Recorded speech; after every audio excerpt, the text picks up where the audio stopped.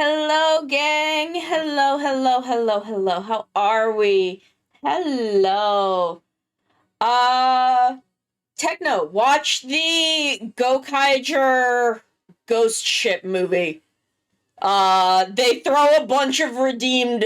The Space Mafia throws a bunch of redeemed Toku villains in jail. It's actually very funny. But hello.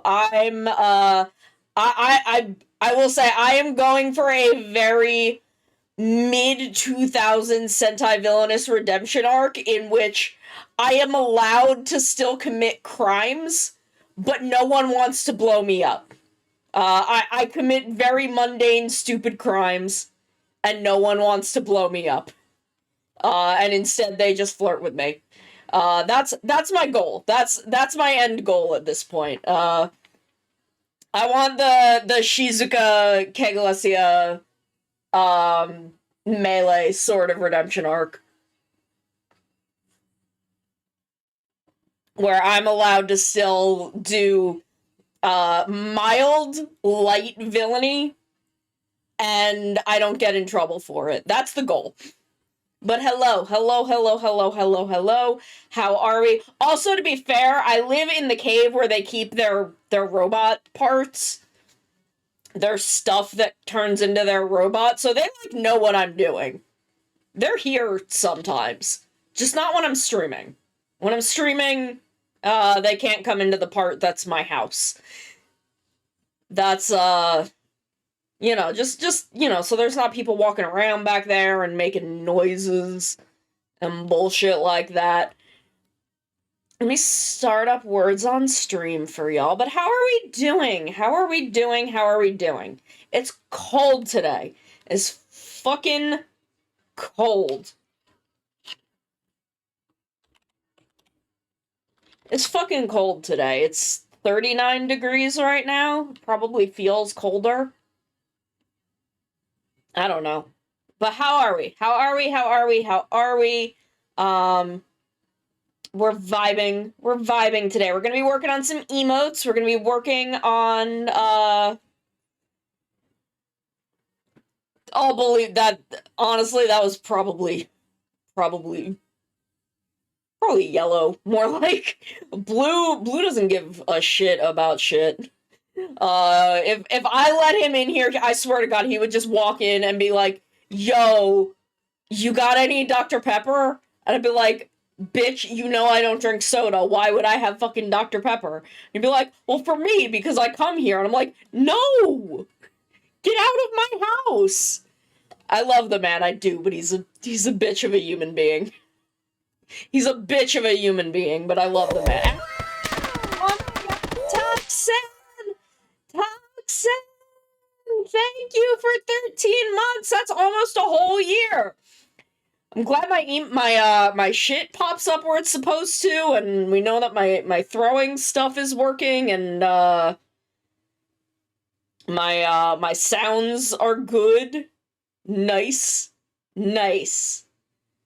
Oh, sweet, the pronouns on the chat work too. Fucking awesome. Hell yes. I'm so good at this. I'm so good at my job. You believe this is my job? That I get, like, paid air quotes? I need to make air quotes fingers for my 3.0. Hi, Coyote! Hello! Hi! Comic, what did you do? What did you do? I fucked up. There we go. The one thing I had forgotten to do was set my TV to go out through my headphones. That was the thing I forgot today. So that double jump scared me. I'll probably get a claim on this VOD for fucking Gridman. But it'll only be the one, so it's fine. But how are we? I hope y'all are good. Oh my God, I'm so excited to watch Gotchard tonight. I'm so excited to watch Gotchard tonight. I'm so excited to watch Gotchard tonight. They have my boy! They took my son! They took my son and they put him in a honestly pretty fucking sick Evil Rider suit. And I'm like, but my boy though, my son, he's my child. I need him back. I don't know. Do they do reveals at the Game Awards? I haven't watched any game. Did I watch the Game Awards the year that Final Fantasy XIV gave out the pizza emote? Did I actually watch it? I think I watched some of it to make sure that I was doing the thing at the right time so that I get the emote. And now you can just buy the pizza emote. Which technically I also did, but I also got food out of it, so now you can just buy the pizza emote. Oh, we can shout about King Oger. Shit, what was this episode of King Oger? We did the Rita episode. I remember Rockley's coming in at the end. Oh, right! It was the Taking Back Encospa. That episode was great. There was some sick-ass fights in that episode. I'm also, once again, it's another episode where I'm like, where is Suzume? Because, like, the whole bit of Rockley's going and being like, I want to be one of the jesters. And I'm like, where is Suzume? Where is she? What is she doing? What chaos is she causing? Like, I have to know. I always want to know what she is doing. But we can talk about King Oger. I've already watched that. We can talk about King Oger. Oh my god, what about King Oger do we want to talk about? Because I'll talk about, oh my god. My kids, my stupid. I'm always talking about Suzume. I am always talking about Suzume Dabowski. What is she doing? I need to know at all times, what is she doing? It's fucking sick. It's very cool. I really like it. I love that the shoe gods also get powered up. Like, I love their power-up forms. Rockley's long game skills are incredible, but also the dude cannot... Suzume has trained him to restrain his fucking facial expressions. She has trained that man. And he's still not very good at it. Because, like, the dude who plays Rockley's has just ridiculously insane control over his face, meaning he can do these really tiny, nuanced expressions. And the fact that he is acting as though he is restraining his expressions and failing, I think is fucking incredible.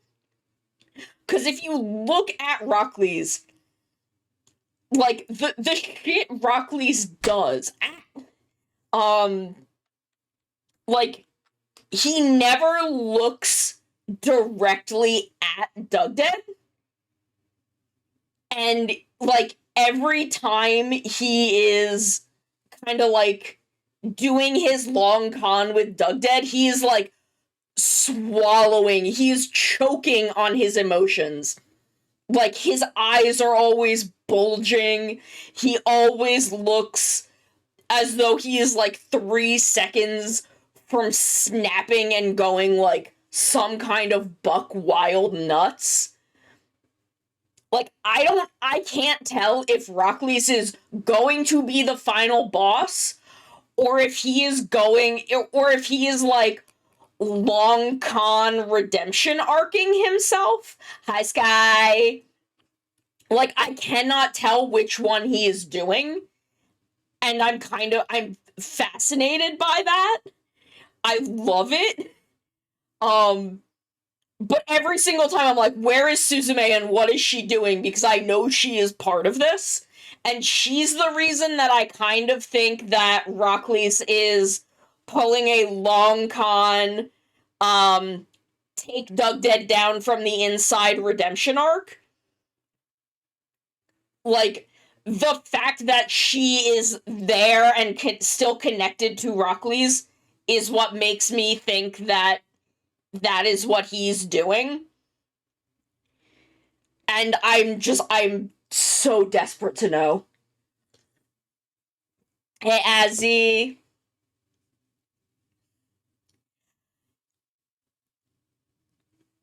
The thing is, like, I really feel like Rockley's knows a lot more than we are led to believe he knows. But we also have so little time left that, like, I really don't know what we're going to get into with him. Because I feel like he has his hands in things a lot more than it seems like. And he knows more than he seems to know. Yes, like, okay, this is the thing that, oh yeah, I mean, like, I could definitely see him scheming to overtake Doug Dead. Like, I can absolutely see him doing that. But I also feel like this is the thing that we have not addressed is, how did Gira get taken away from the royal family and lose his memory? We have literally not addressed that at all. And I think that was Rockley's. I still think that Rockley's dad told him about Doug Dead and what was going on there. And that, you know, this Fury of the Gods was gonna happen. And I'm still pretty convinced that Rockley's was the, like, did whatever to destroy Gira's memory and get him out of the castle so that he would not have to be involved in the grander cosmic political machinations.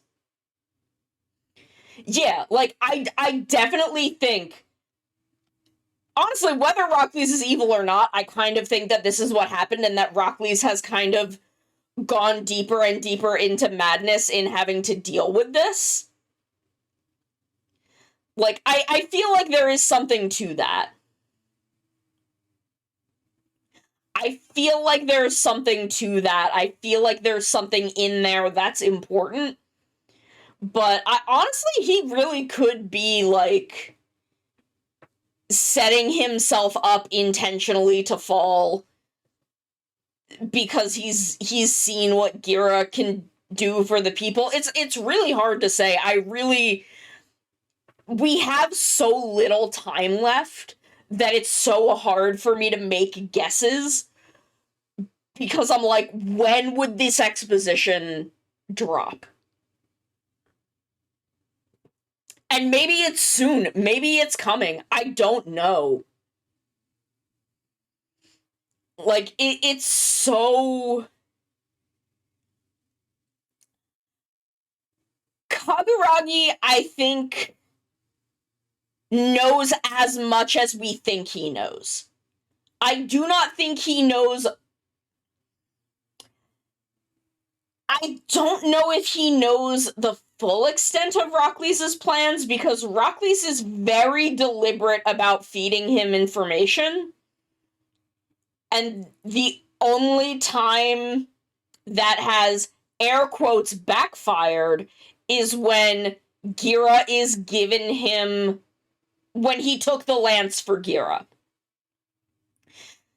That's true. If he believes everyone hates him, no one's going to stop him making the big sacrifice that he thinks he needs to make to get rid of Doug Dead. Which is interesting, and I think that would be such an interesting turn for Rockley's to take. And at that point, I'd be curious if they would actually, if the show would let him die. Because, I don't know, everything Rockley's does feels so intentional. But it's also like we are running so low on time at this point that I'm like, how much time do we have? How much exposition can they fit in? How many new twists can they add to the story in the short amount of time we have left?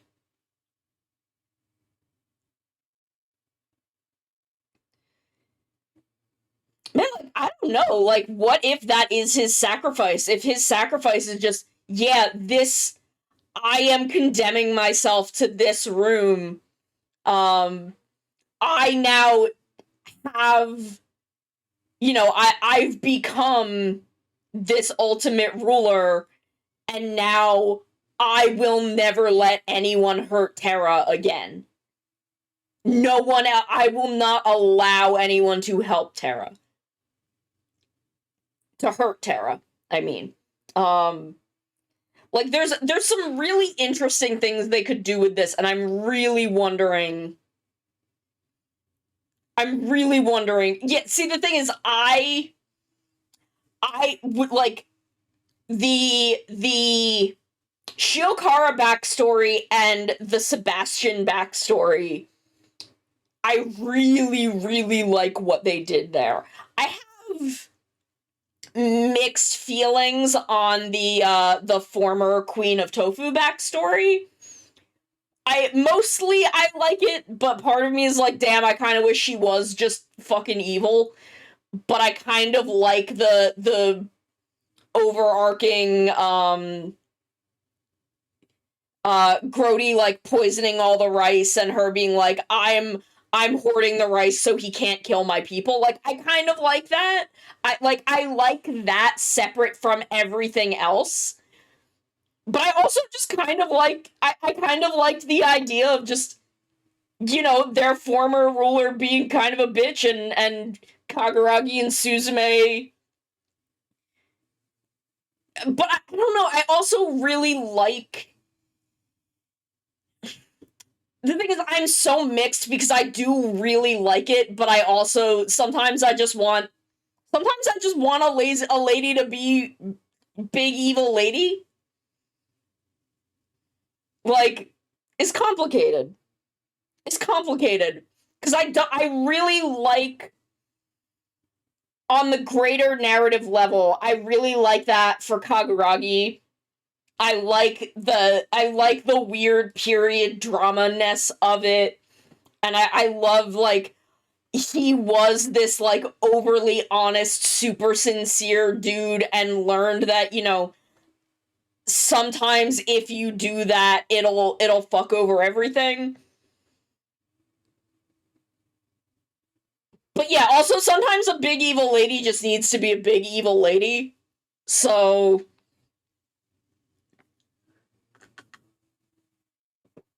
yeah, it's like there's a degree to which I don't know, I like it's one that I have really complex feelings on, but I don't dislike. I don't dislike and I don't want it changed because I don't think any change I could come up with would make it better. So it's like, I don't want this to be changed. I just have complicated feelings on it. Yeah, there's a degree to which like Doug Dead is a bad king. It's the thing is, our bad guy kings are bad guy kings. Like, even though they slight excuse me. Hold on, I need a drink. Like, even though they redeemed Bugnarok in Death, or Death sorry. Bugnarok is the people. Even though they redeemed Death in Death, that doesn't make him not a bad king. Like, dude did still really fuck up. And I think that's an interesting nuance because there is a lot of degrees to which we see that there are prior kings who were kind of fucked up. And I would really like to know more about Rockley's and Gira's parents or father. I know we at least know they have a father. We don't know where their mother is. Because I think he was probably more fucked up than they let on. Especially since he was definitely in with Doug Dead from the start. He knew what was going on, and we know that. And there's the level, like, it's weird the level to which they don't address that the original 6 kings were invaders. And I want to know more about that, because there's also the weird, complicated nuance of the Bugnarok originally being human-like. But yeah, like, again, I kind of wanted the former king of Tofu to just be evil, so that there was a king that did do some evil shit. Like, it is slowly becoming more and more of that, like, pro-monarchy propaganda, but in a much more nuanced way than a lot of other stuff that is, because this does very clearly be like, being a king is kind of fucked up, and it does kind of suck, and a good king will do things for the people, and sometimes what they have to do is fucked up and bad. And I think that's really interesting. I think there's something really interesting in that, and I still really like the way the show is presenting the Kings of Terra. This is a lot like Dawn Brothers, where I kind of wish that it was double the length of a normal Sentai, because I think there's a lot of things. I did love the bit where it's like, oh, isn't the heroic thing to do not kill me? She's like, oh, we're not fucking heroes. We're not fucking heroes, we're kings, and if we let you live, you're gonna fucking hurt people. Like, that was real good. That was real good. But, like, I feel like there's so many things that are in the DNA of this show, that are in the bones of this show, that the show wants to get to, and just isn't going to be able to because of its time limit. And, like, that kind of sucks. It kind of sucks that that's gonna happen. Yeah, and thankfully there's not a lot of police Sentai. There's really only 2 of them. And I know that the Pot Rangers had a whole thing about, but didn't he die and get replaced by a Gangler? Didn't the one dude die and get replaced by a Gangler, and that's why he was evil? Pot Ranger, look, I'm gonna make an entire video on how Pot Ranger kind of fucked up. But I feel like Deca Ranger touched on it a bunch, where, you know, you had the guy that, like, Hoji used to be partners with, who ended up being evil. And I feel like there were other ones. It's been a long time since I've watched all of Deca Ranger, so I'm not remembering every individual episode plot, but I remember the one with Hoji's ex-boyfriend. I remember Hoji's ex-boyfriend. Yeah, there are ones where there's a police member, like a member of the team who's in the police. But I don't feel like we've had any of them relatively recently. I feel like those are all much older Sentai, which is, you know, kind of a different social environment when you hit, like, pre like 1998.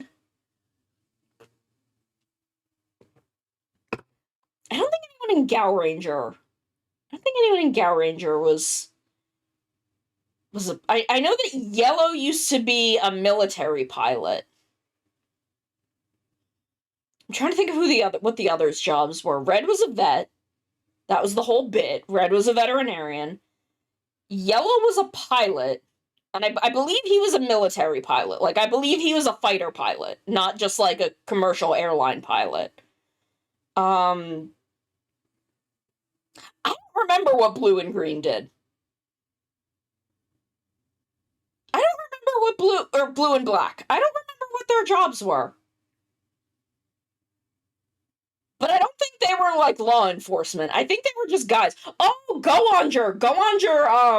Gunpei was a cop. Except that like never comes up in the goddamn show. It is so like he had been a police officer before he was a Go-Onger, and that is completely irrelevant to the show, other than that his partner is a police dog police car. Which is also kind of irrelevant to the show. Neither of those things are like plot elements. It's really just kind of that was his job. Like, I'm trying to, because like I know that like everyone else's prior no, they are not. Gunpei is a police officer, and that is the only thing. Sosuke was a race car driver. Ren, was he a bus driver? Was he? I think he was just a bus driver because he's got bus on. Saki's a pastry chef. Saki's a pastry chef. Hunt does part-time jobs. He's a part-time worker. The most we see him doing is he works at a pizza shop. He works at like food trucks. He's a delivery boy. The Go-On Wings, I don't think have jobs. They're just rich and do whatever they want. Gunpei is a policeman. He is the only one who is even vaguely close to that. And again, it is completely fucking irrelevant to the show. Everyone else's jobs are relevant to the show except Gunpei being a police officer. It does not fucking matter at all to the show.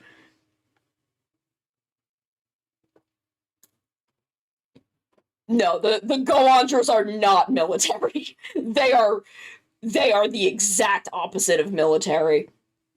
Oh, Ranger. Okay. Yeah, relevant to the show and his character literally the moment he becomes a Go-Onger. Like, literally the episode after he shows up, it is no longer relevant. I think he does go back to being a police officer at the end. I think at the end of the show he does go back to it, because I think everyone goes back to their jobs, but he does keep living in the RV with Hunt. And I don't know why. Yeah, O-Ranger, I don't know about O-Ranger, so... Sakura in Boukenger used to be military. She had previously been JSDF. But she left JSDF to join the Boukengers. So she is no longer military, but apparently does keep her gun licenses up to date because she still has all of those. Yeah, I was about to say, I'm like, Change Enter. Is that Choo Choo's team? I don't know if they're military. I don't think they're smart enough for that. Yeah, anything that's pre Gal Ranger, with the exception of Zyuranger and Dairanger, I don't really know about. Trying to think of like what other Abaranger.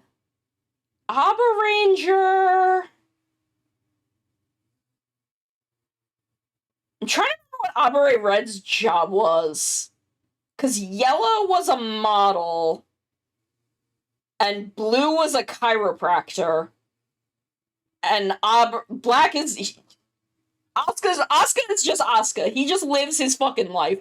And Nakadai is a doctor, and also a bitch. Professional level bitchery from that man. I don't remember what. I don't remember what Abare Red's name or job was.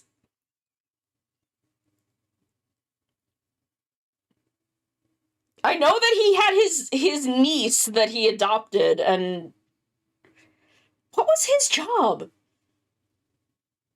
Was he just an archaeologist? Was he just like out there vibing? Was Mans just out there living his life? I think Mans might have just been out there living his life.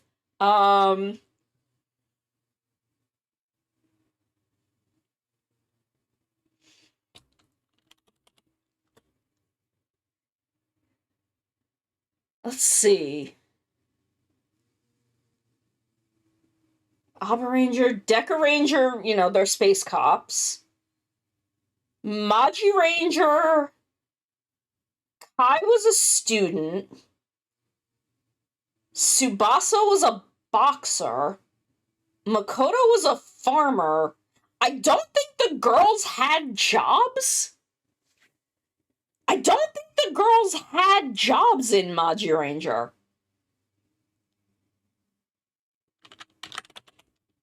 I think they were just kind of there. They were also just kind of vibing. The girls were also just kind of vibing. Again, Bokenger being a Bokenger is their day job. Look, Hoka was absolutely a NEET. If a NEET can be extroverted, that's Hoka. That girl is just out there finding dudes to fuck. Like, not on a professional level, just for funsies. Like, girl just wanted to go out and party.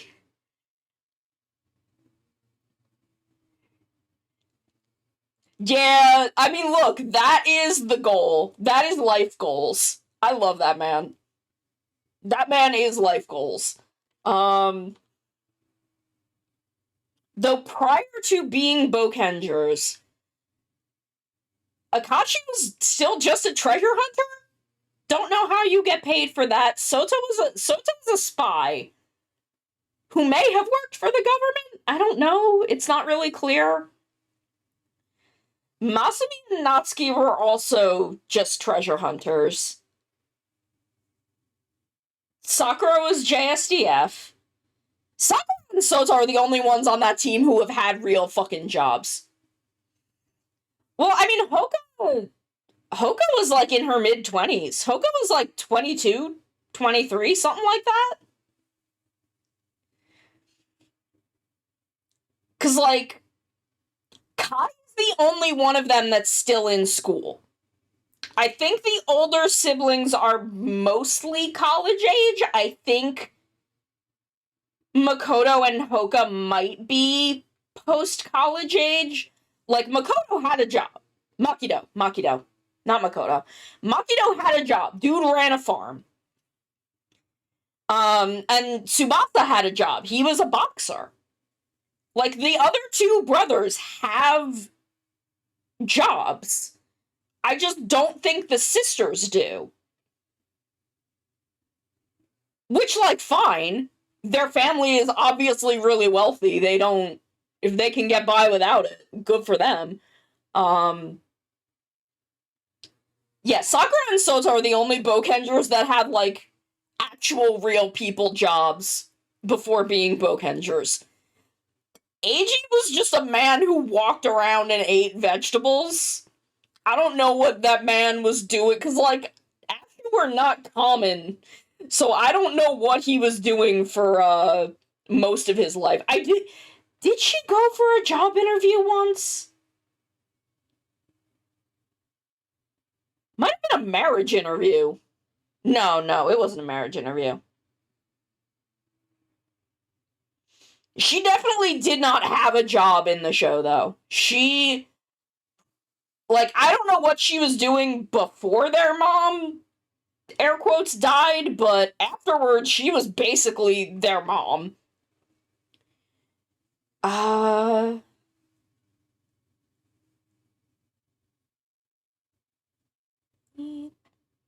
Oh, maybe Hoka did some acting and modeling. That sounds like something she would do, but I don't remember because I kind of remember Hoka being involved in that. I think Hoka was the one who wanted to go for the acting gig, and somehow Urara got involved. That sounds familiar. Geki Ranger, their jobs are essentially working as martial artists. I think they also taught martial arts classes. I think they also taught classes at Scratch on top of just, existing there and being Geki Rangers. I think they taught classes there. Go-Onger, I went through all their jobs. Shinkenger, Genta sold sushi, and Ryunosuke was an actor. Like a theater actor. He was a kabuki actor. I don't know if the others had jobs. I don't know if the others had jobs. Not Monet. That's Ghost Sager. Kotoha. Kotoha and Chiaki might have been too young. Like, they might have been, like, fresh out of high school or something. I think they were on the younger end. No, Genta and Shinken Gold. Okay, she worked at a preschool. I don't remember that. I don't remember her having a job, but I will take your word for it. Kotoha and Chiaki might have been too young, because I know Chiaki was kind of a slacker. I know Bro was kind of a slacker, so I imagine he wouldn't have a job. And Kotoha. Kotoha was, she seemed like she was on the younger end. Gosager, their job was being angels. Literally their job. Gokaiger, they are pirates. Literally their job is pirate. It has been so long since I've seen Shinkenger that I do not remember those details. Like, I literally just don't remember. Yeah, Luca briefly got a job as a maid, but, like, her job is pirate. Yeah, that went very well, very normal. Not a problem. Go Busters, their job is literally being the Go Busters. That's their job. That's their job. Kyoryuger.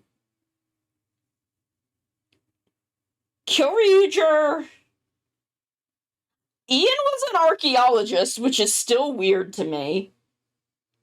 And Nasan worked with his sister. They had an odd jobs business or like a repair business. Like he was a handyman basically. I don't think the rest of them had jobs. Green was still in high school.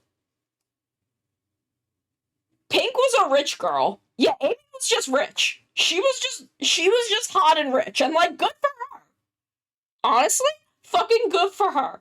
Daigo was just Daigo and therefore got to have all of the money and existence in the world and having everyone on his dick. So, like, whatever. Yeah, Uchi was just Uchi. He was just being a bro. He was just hanging out.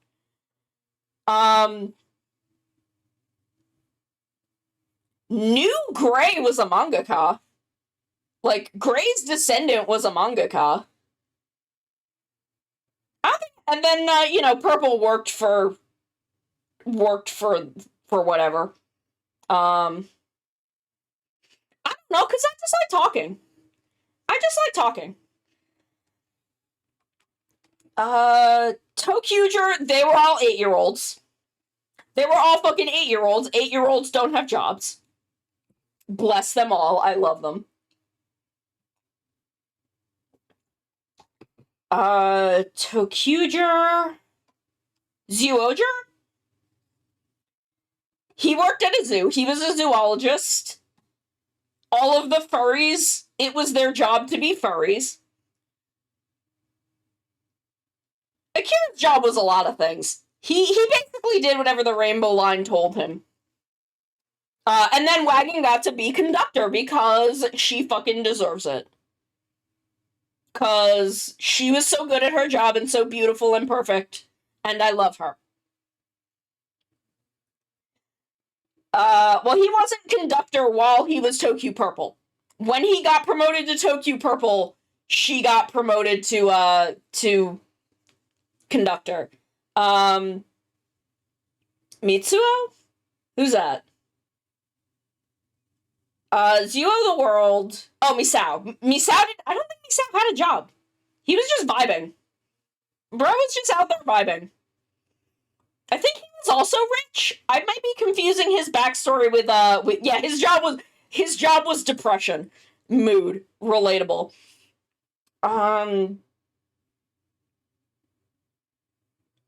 Was Q Ranger next?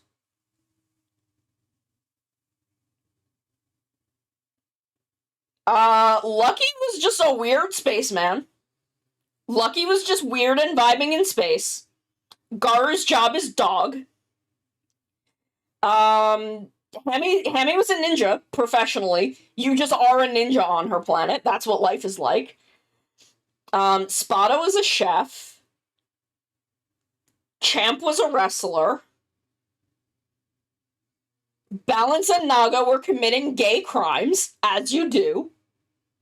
Being boyfriends, committing crimes in space. They're perfect. Love that for them. I don't know if Stinger had a job before being a Q Ranger. I think he was just kind of going around being angsty, which again, love that for him. Yeah, President Hot Wings was being President Hot Wings. See, the thing is, I don't think he was a mercenary. I think he was just trying to find his fucked up brother. I don't think bro had a job.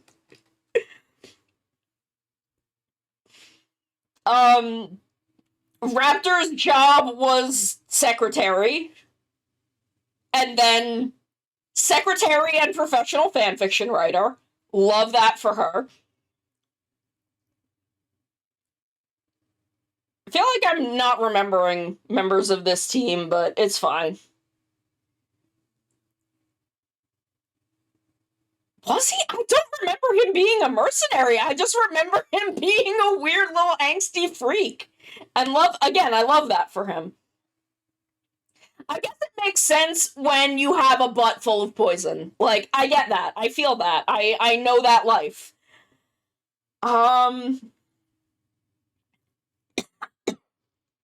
Excuse me.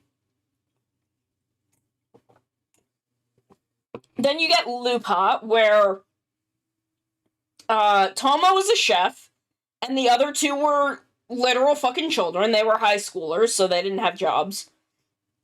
And then the Pot Rangers were all magic police.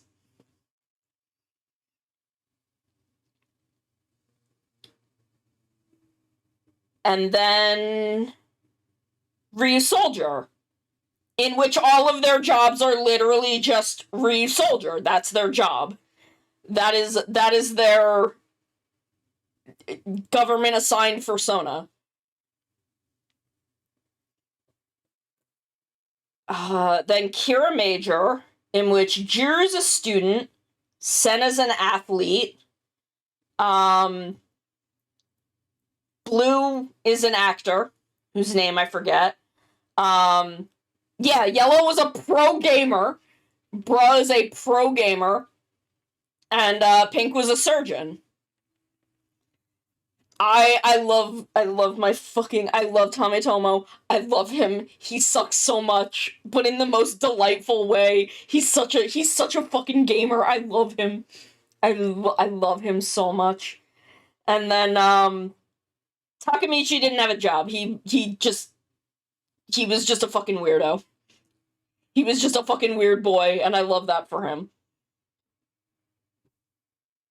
And then it was Dom Brothers? Taro was a delivery boy. Haruka was a mangaka. Tsubasa was an actor. Not even an actor, he was a theater kid. He was a professional fucking theater kid. That is his job. Tsuyoshi he worked in an office. He was an office boy. And, Blue was... Zenkaiger. I keep forgetting Zenkaiger happened. Well, Kaito worked for his grandma. He worked in the family candy shop.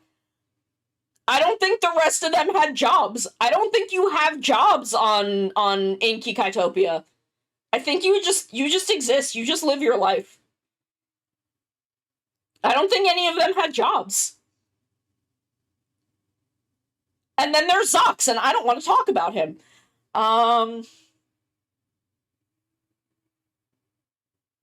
Who was their sixth?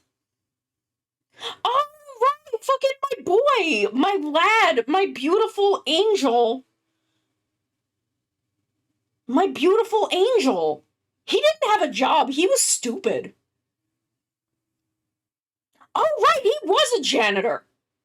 They did force that boy to be a janitor.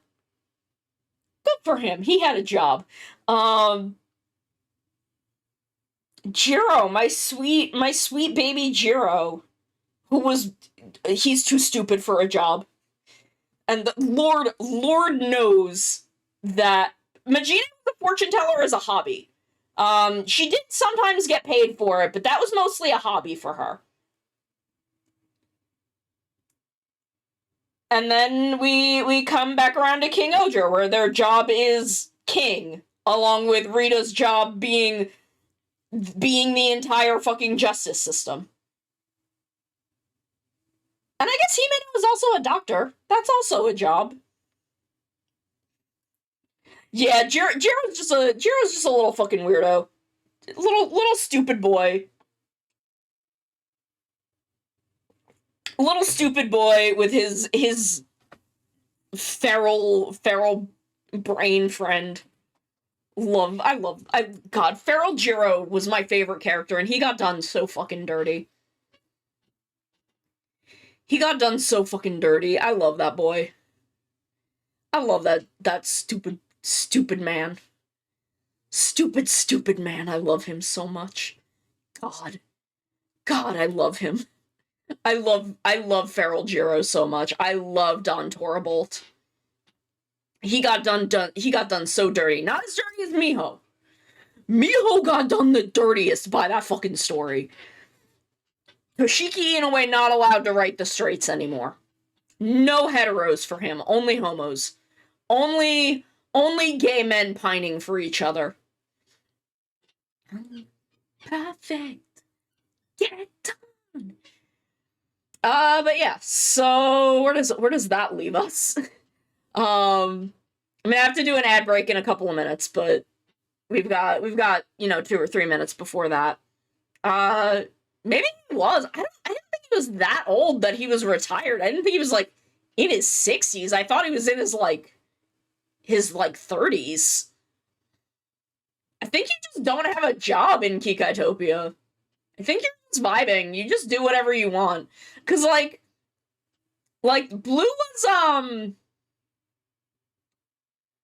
Blue was forced to be a janitor by the dudes, the evil people.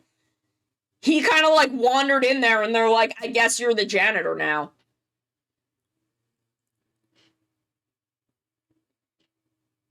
I mean, look, I relate to Juren and his back problems in his 30s. I feel that. I didn't think he was that old. I thought he was in his fucking 30s. He had dad vibes. He didn't have grandpa vibes, he had dad vibes. Okay, I have to take a quick ad break, go feed my cats. Yeah, but they also refer to Zhao as an old man, and he's like 40. Zhao's like 40. He's not like 80. And he's also, they treat him like an old man. But I gotta take a quick ad break. I gotta go feed my cats. When I come back, we're gonna start working on emotes, and then we will, we'll keep talking about fucking old man robot and old man dragon and all of our other weird little tokusatsu boys. So we'll be right back in just a couple minutes. Navi, go now. Find our young friend and guide him to me. I do not have much time left. Fly, Navi, fly. The fate of the forest, nay, the world depends upon thee. No, I don't want to become famous. I just want to be hot. Oh no, what's going on at Game Freak? Who's freaking the games? Wow, gee, thanks! Now I can call any time whether anything's up or not. I hate telephones. This is why I don't answer my phone ever, because people are just like this. You know, just to chat. No, don't fucking ever talk to me. Don't even look at me.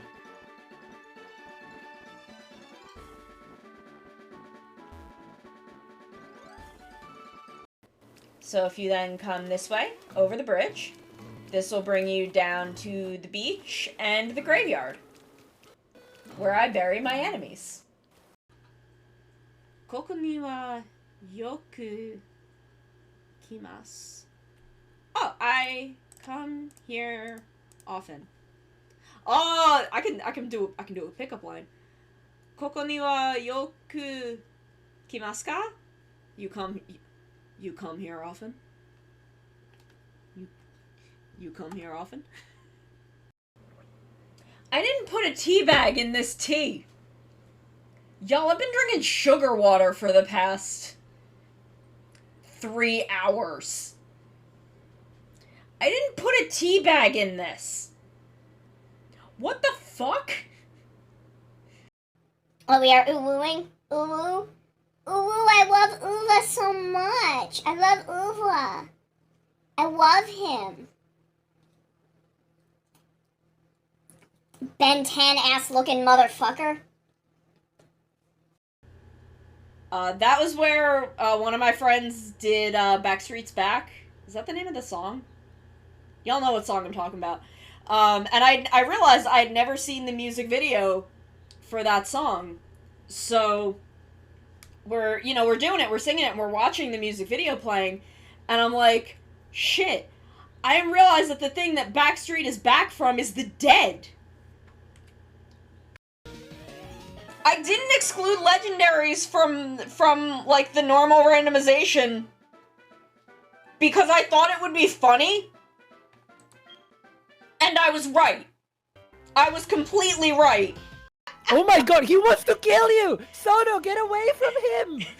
Back up! He's Back like, stranger danger! Look at that face. He's doing the anime. You know the anime thing where like the fisheye lens? yes. You know?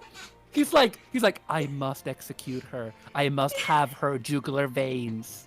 I love that he's like doing this, and I'm just standing there.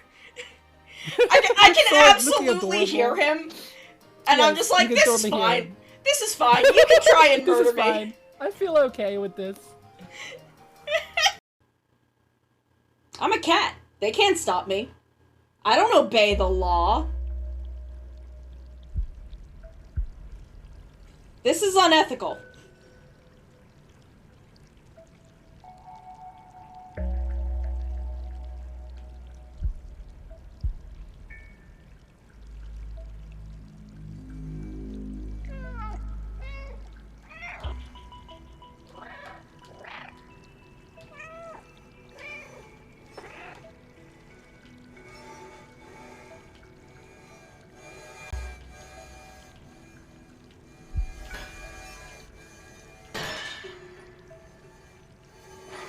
See? I'm too powerful. I am too powerful to be contained by the law. They cannot stop me. I am gay and I do... Okay, gang, we're back. Let me turn words on stream back on for y'all. There we go, there we go, there we go. Okay. Okay, so we're working on some Final Fantasy XIV emotes for my Final Fantasy XIV server that I hang out with friends. One of my friends in the server commissioned me for some emotes for the server. So it's all memes from the server and shit like that. Zenkai Judge. So I don't know, we're just vibing. We're just vibing and chilling. Taking it easy. We're gonna be doing inks and flats, maybe some rendering today, if not, probably on Sunday. I think on Friday, we're probably gonna work on my 3.0.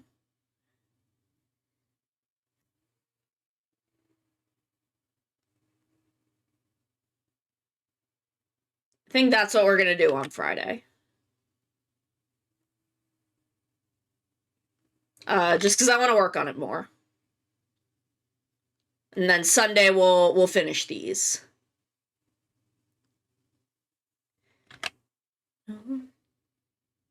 So what are we talking about? Oh my god, I went downstairs and my mom fed the cats before she left, but they were sitting on the couch. So like they weren't outside my room, which was confusing enough on its own. And I was like, "Oh my god, where are they?"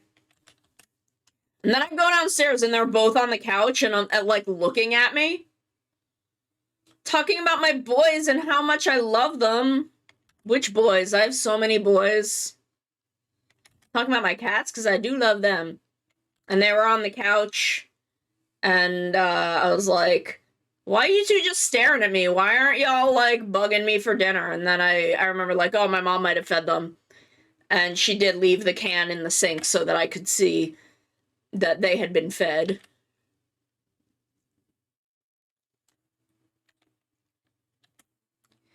Okay, Comic, you do good. You do good at work. Thank you for hanging out. Spooky, scary skeletons and shivers down your spine. Shrieking skulls will shock your soul, seal your doom tonight. Oh my god. Deca Ranger. I have to pull up my Wah Wah Wee Wah. This is our Wah Wah Wee Wah emote. Because we love Wah Wah Wee Wah.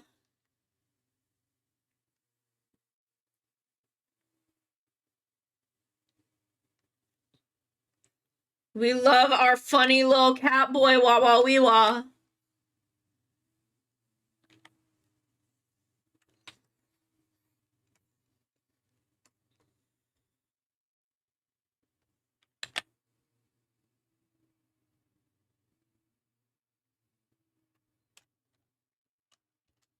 Everybody loves Wah Wah Wee Wah.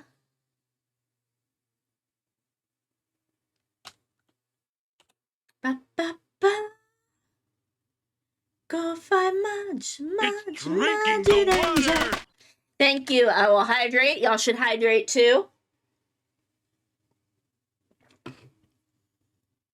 Topidate.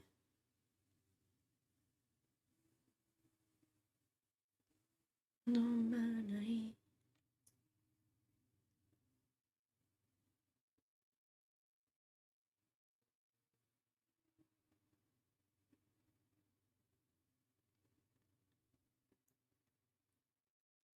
Superpower.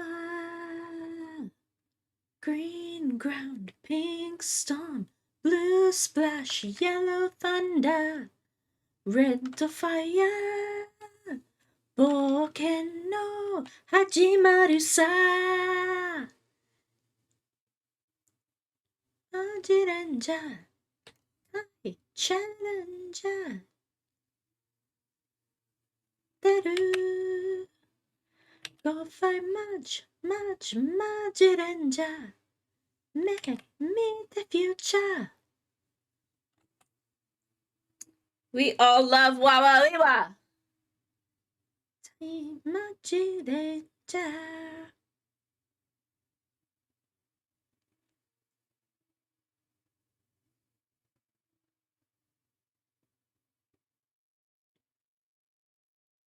You get it, he's this Wawa man.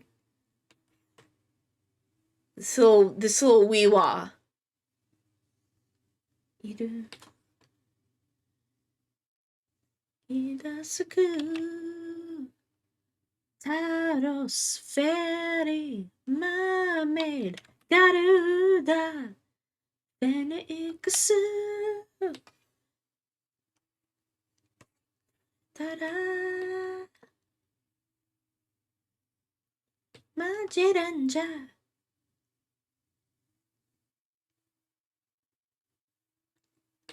Ta-da.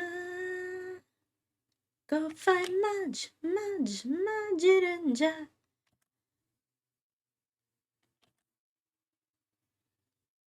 Todo se.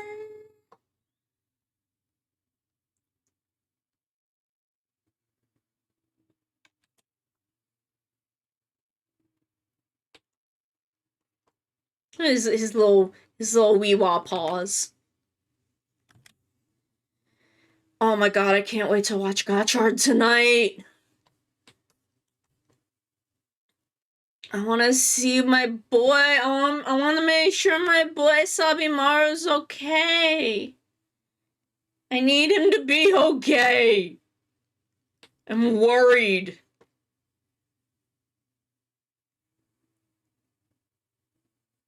I'm worried about my son. My child.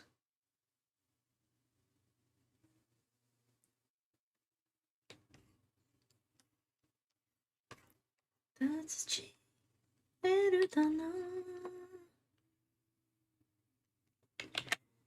I love Sabimaru and Renge have become like my favorite characters in Gotchard, and I'm concerned for them right now.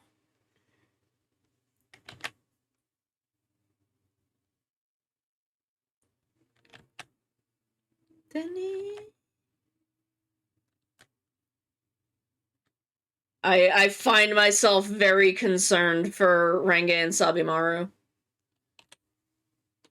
And I need to know if my children are gonna be okay. Maho Sentai Majirenja.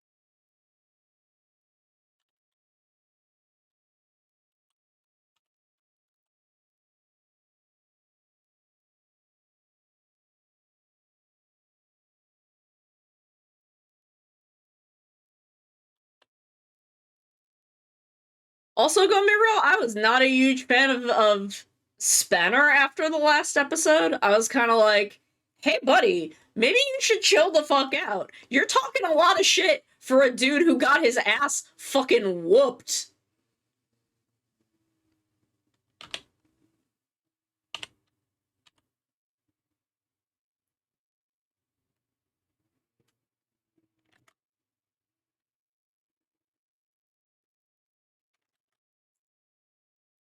I was like, bruh is talking a lot of shit for a man getting his ass absolutely handed to him by Sabimaru, honestly. Kind of also by the one villain girl. I don't remember which one Clotho is, and I don't remember the other one's name.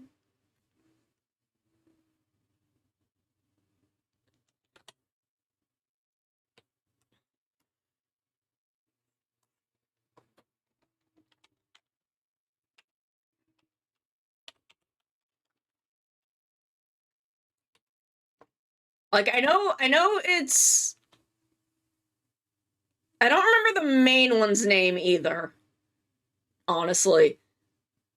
But I know one of the two... One of the two that isn't the main, like, little girl is Clotho, and I don't remember which one that is. I don't remember which one Clotho is. I feel like Clotho is the kind of badass one. Like, there's the badass one and the girly one. And I feel like Clotho is the badass one. But I don't totally remember.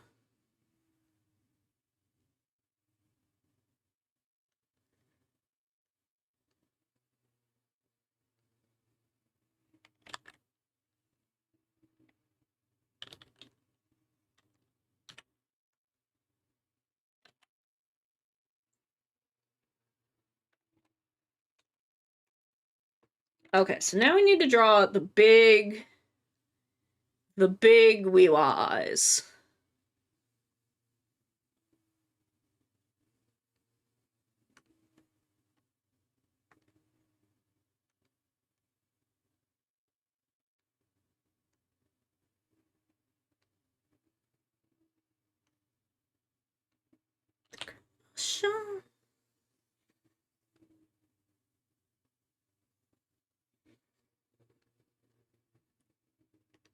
Show me no time.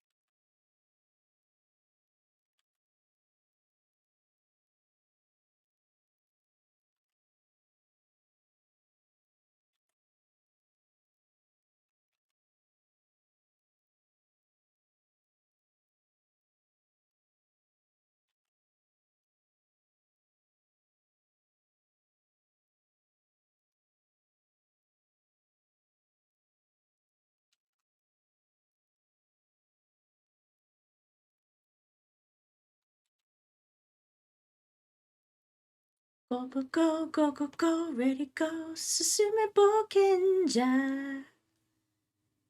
地球の果てまで目指せ冒険じゃ Go go ready go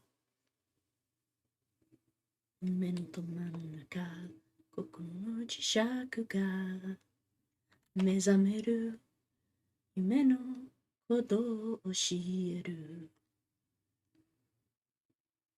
あんたただ一つだけの宝が誰にも眠っているんだスタートアップ熱き命シフトアップ早き知しようと僕らは奇跡のことも無限の夢を追いかけてみよう Go go go go go go ready go 進め冒険じゃ海を空を谷を砂漠の越えて逃げない負けない泣かない燃えろアドベンチャー地球の果てまで目指せ冒険じゃ Go go ready go Oh, thank you. Sitting up. 出されてもヘッドランプ闇にのくてるよ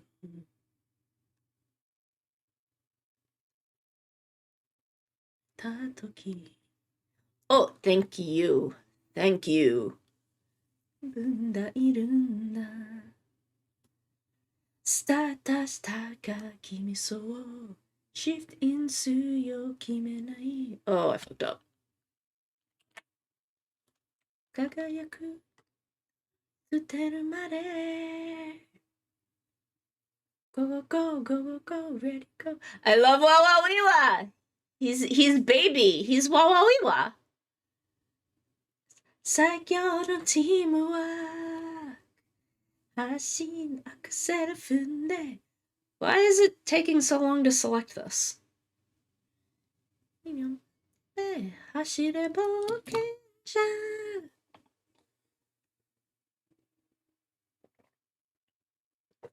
We have I don't know if you can see the names of all the emotes we're working on, but we are doing some fun ones today. I'm so excited for the fat tail emote. I cannot tell y'all how excited I feel like fat tail is the one that I'm most excited for. Like, they're all so good, but I love fat tail. Why is this being like this? お空を谷よ砂漠の越えて燃えるアドベンチャー地球の果てまで目指せ冒険者 Ready go! Is Clip Studio Paint crashing? Nope, there we go. 最高のチームワーク Nope, there we go. I guess we're good now.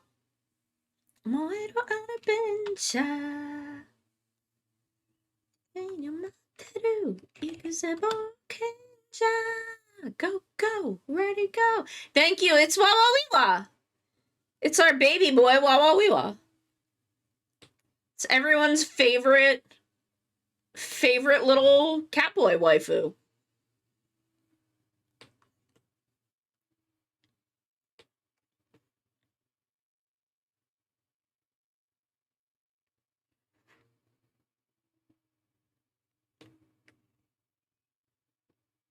It's everyone's favorite Wawawiwa. He's definitely my favorite Wawawiwa.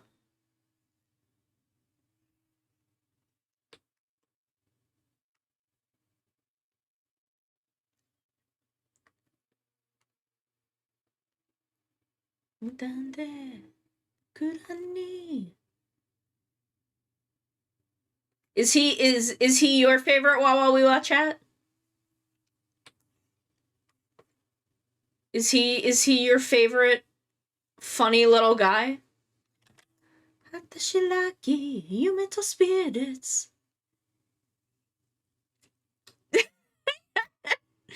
I mean, his name is actually Grahatia, so he does not actually have Wawa in his name, but we call him Wawawiwa because he's baby. On the road, a.n. believer. That's okay. I've played a little bit of 8. I've seen most of 10 played. And I've played 14, and that's it. Final Fantasy XIV is the only Final Fantasy game I've ever played more than an hour of.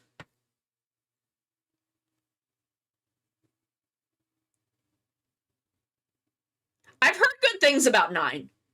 I want to play 8, 9, and 10. I want to play 8, 9, and 10, and probably 10 too, because 10 too is girls. It's Girls Night, the video game, which I'm here for. I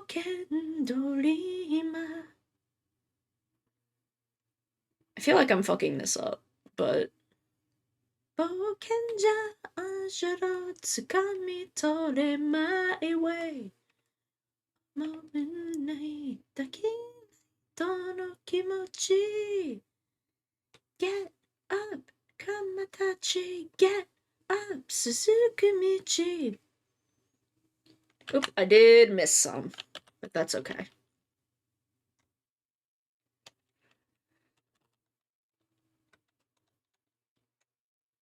I might play original at some point. Remake is not for me, because I never played the original. So I'm pretty sure I don't know. I don't think I would get out of remake what I meant to get out of it. Ikakero boken dorima imutanate shiridasu an alien believer. Yeah, I don't think remake is for me in that way. I'm happy remake exists, but I think I should play original if I'm gonna play one of them.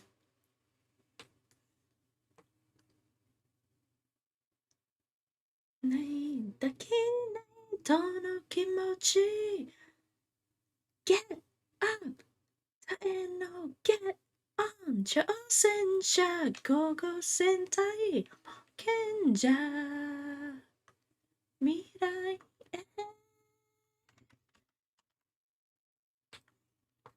But like, I don't know, I've never... Well, I didn't have any PlayStation stuff for... I got a PS2 shortly after PS2 came out, but I didn't have a PS1. Yakusoku no basho Mugen Tome Climax Jump! いいじゃんすげえじゃん Are these still too big? Because I feel like I reduced the resolution on this to 300 instead of 600. And I'm like, is it still too large? Like, why is my PC being a pain in the butt about this? In your mind. It's like 8,000 by 8,000? I don't know, we'll check on that in a second. Climax.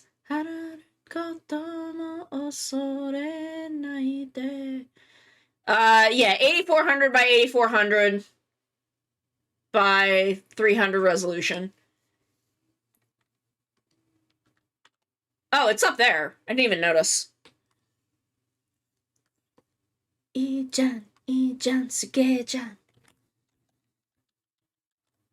Yeah, like, I feel like I have worked with much more buck wild canvas sizes than this.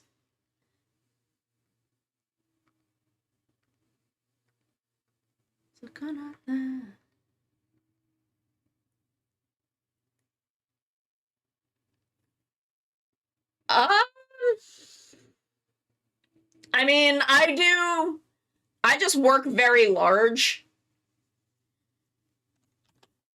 Yeah, I don't use vectors because I'm lazy.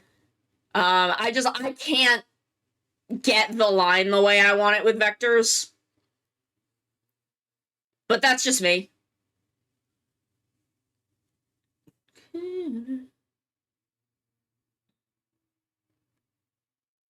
Climax jump.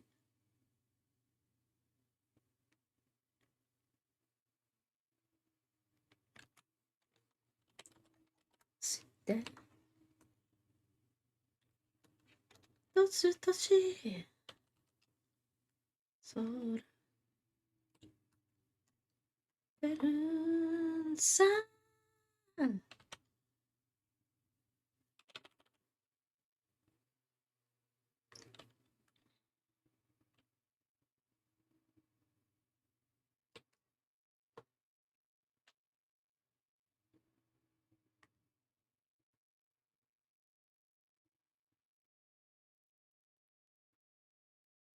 始まりはいつも突然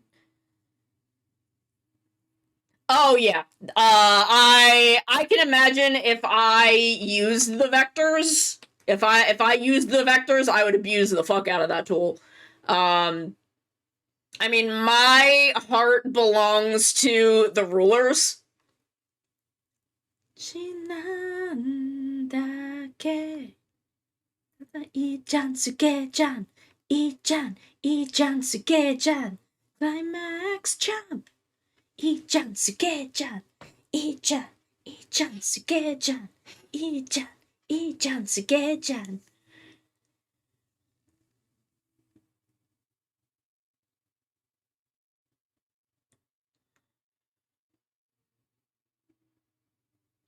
Like, why? I don't know why it's so mad today. を捕まえて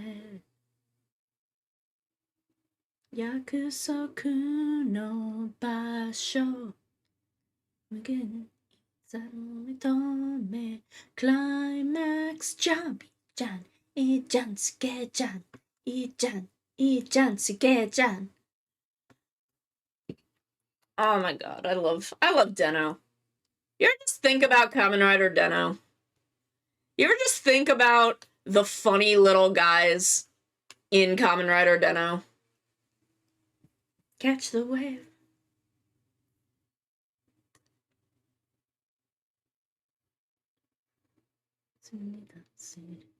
In your mind.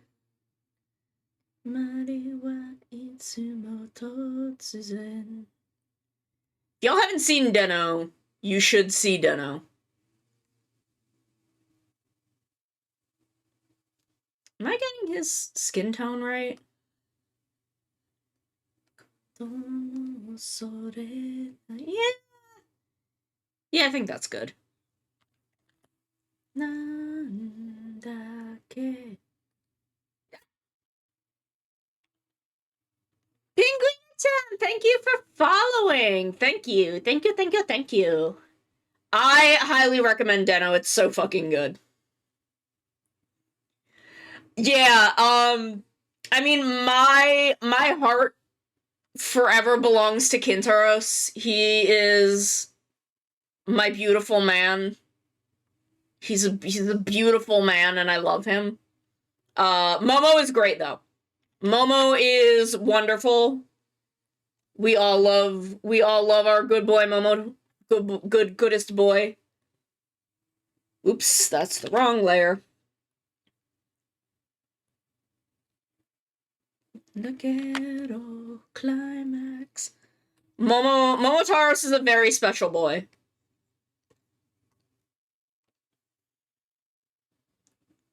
Kurendasu.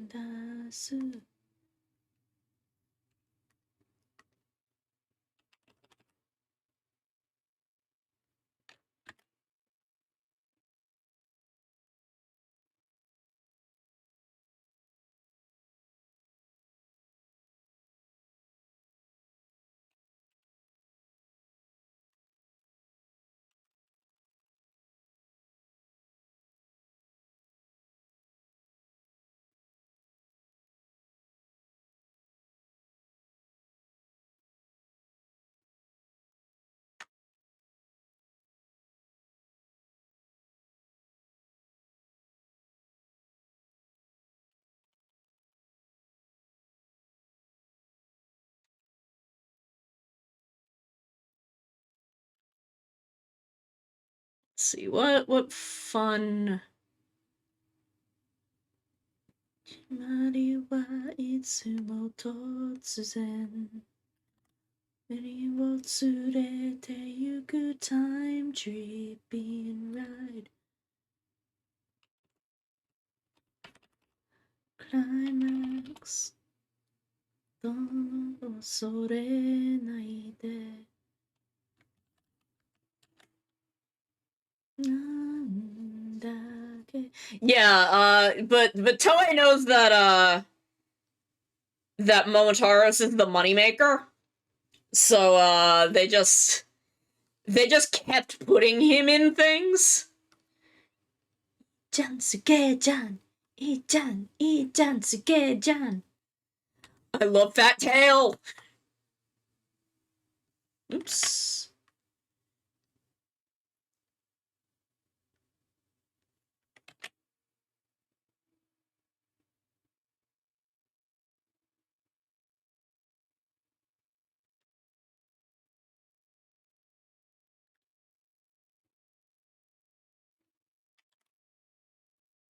Aura with fat tail are the most valid aura.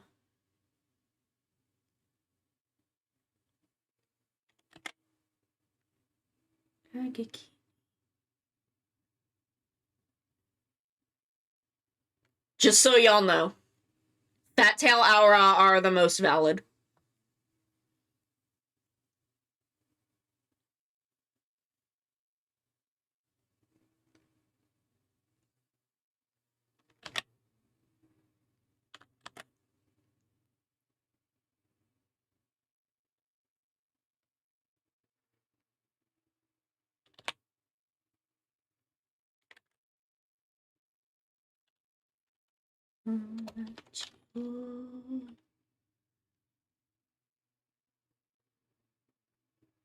No power.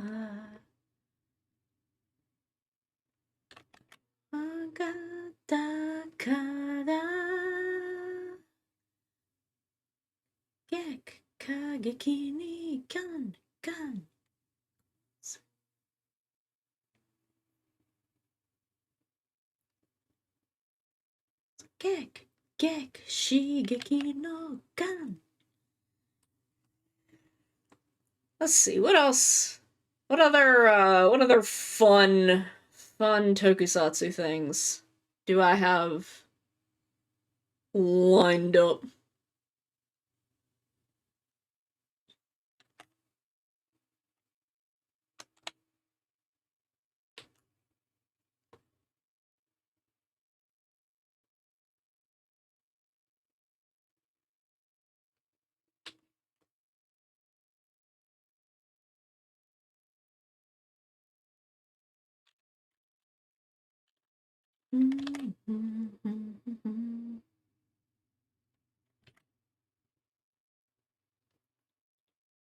No take.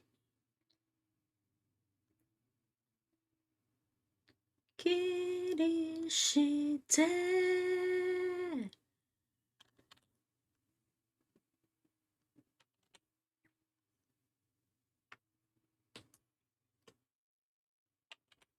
But yeah, everybody falls in love with Momo.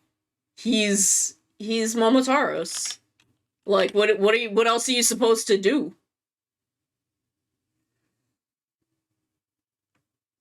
Juken Sentai Geki Renja. And I love Momo, but Kintaros is my beautiful Imogen husband.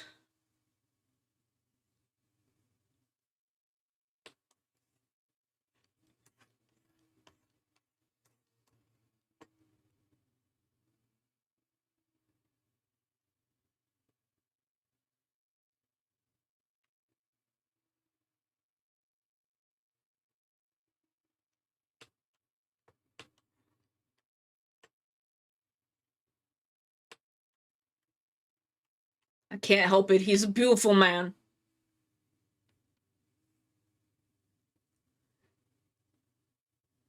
Taki Momotaros. Oh my god. Hey, it's Captain fucking Hurricane. Cap, what's up?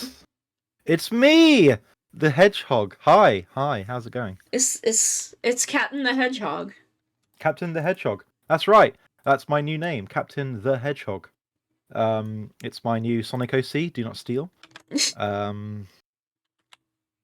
are you doing? I'm doing some art with you. Nice. Right now we're drawing Fat Tail.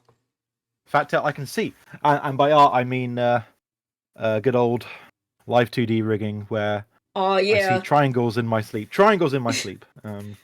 Triangles everywhere. Yeah, but it's fine. Don't worry about it. Soon that will be my life. Yeah, one day. Yeah. Yep. Soon enough. I don't need to update. Yeah. I consent to getting the update for my software that I own. Thank you, Live2D. Blah blah blah.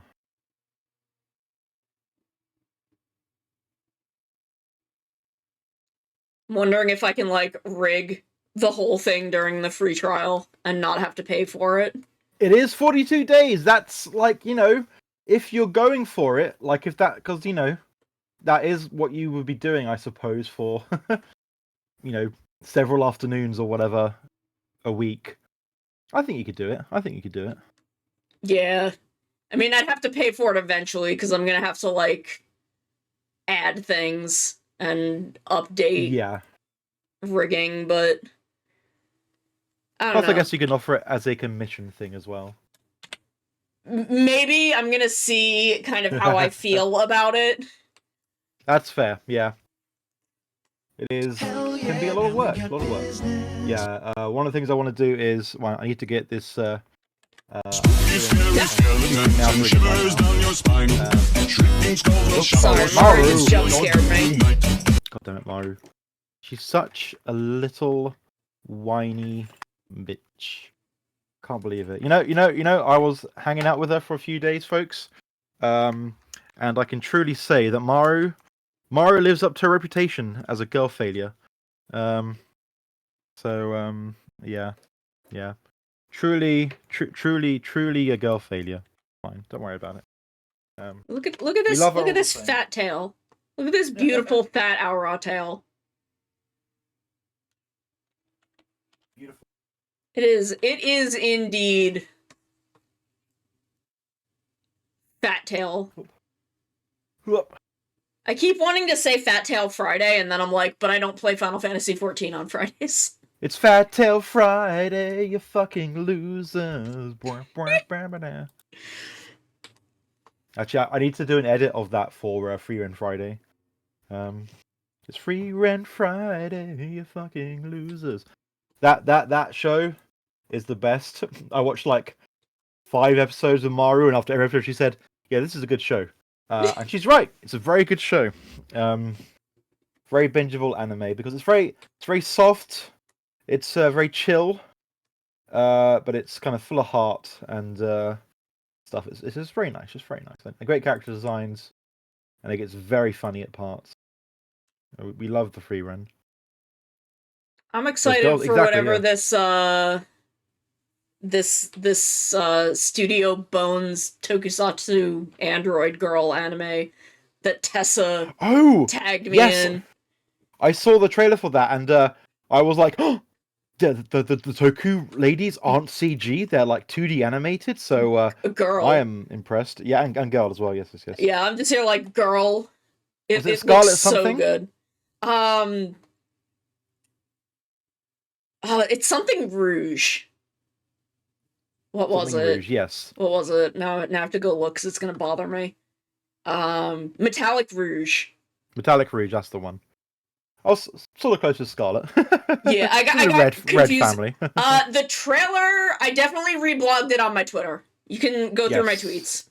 Yes. I was getting confused because I had watched It's drinking the water! a like internet horror thing called Midwest Angelica, which has like the same cadence of a title, and I kept thinking of that instead. Like, I kept thinking, like, Midwest Rouge, and I'm like, that's definitely not it. Just imagining if there's an anime called like Midwest something, and it's like, oh, this is a slice of life farm anime set in Iowa or wherever it is in the Midwest. I think Iowa's the Midwest. Yeah. I think Idaho is. Idaho is the subject of one of my favorite of those kind of like 2013 onwards Mickey Mouse shorts called Potato Land, where the thing is, the conceit is that as a child driving through Idaho, Goofy would always see it say Idaho, the potato land, or whatever, the land of potatoes. And he decided that it meant it was a theme park based on potatoes. So Mickey and Donald build overnight like a potato-themed Disneyland. Oh my god. And it is very silly, very funny, all held together with gravy. Very good. They played it a lot on the channel that was just playing those shorts in the Disney World hotel. Is that the like I the was there last. newer shorts? Yes. The Oh my British god, ones I from, have to find that one because those shorts are so fucking funny. They're great. Like, I mean, all of those are on YouTube. I think they then the semi reboot they did, the soft reboot they did after who was the voice of Minnie Mouse and Martin from The Simpsons? Oh, I don't remember. I don't remember her She name. passed away a few years ago. And they kind of recast Minnie Mouse, and they sort of a soft reboot as The Wonderful World of Mickey Mouse, which ended this year. like an homage to Steamboat Willie, because I guess in 4 weeks' time, less maybe, Mickey Mouse is going to be public domain. So hell Yeah. yeah. Although you can't use his gloves and he can't speak. Yeah, For another year. we were talking about that in the Discord. Yeah, just for And another year. what did we decide? That they were probably gonna instead of trying to extend the copyright, do like trademark stuff. Yeah, I don't know how they're gonna get around it. I think That was our guess. that was your guess, yeah. Was it tricky to here? figure I out. thought it was on the Discord that we were talking about it. His name isn't public domain. Oh, okay. Yeah. His name isn't public Yeah. domain? How do you mean?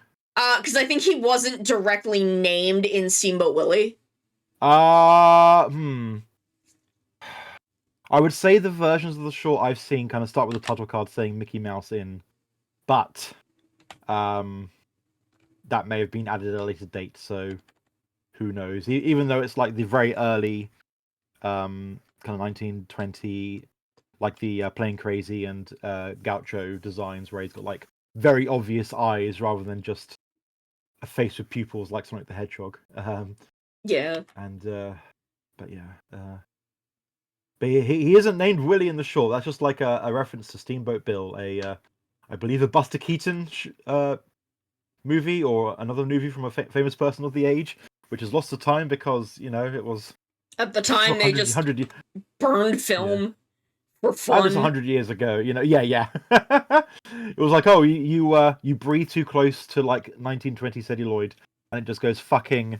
Oh yeah, Peg Leg Pete's been probably known for ages because he was in the Alice comedies that the Disney did first. So like, Pete was 1925. But yeah, like his kind of actual design that we know of now is not public domain again until next year.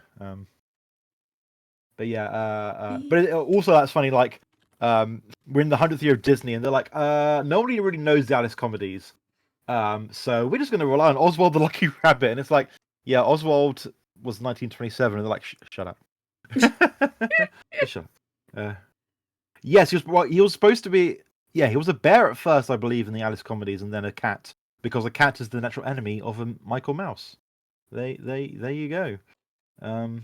And or a dog in Goof Troop. Yeah. Yeah, what was he a dog in Goof Troop? Because I thought in the Goofy movies he was still a cat. I think he's still a cat in that. Yeah, he's been a cat since Mickey Mouse shorts.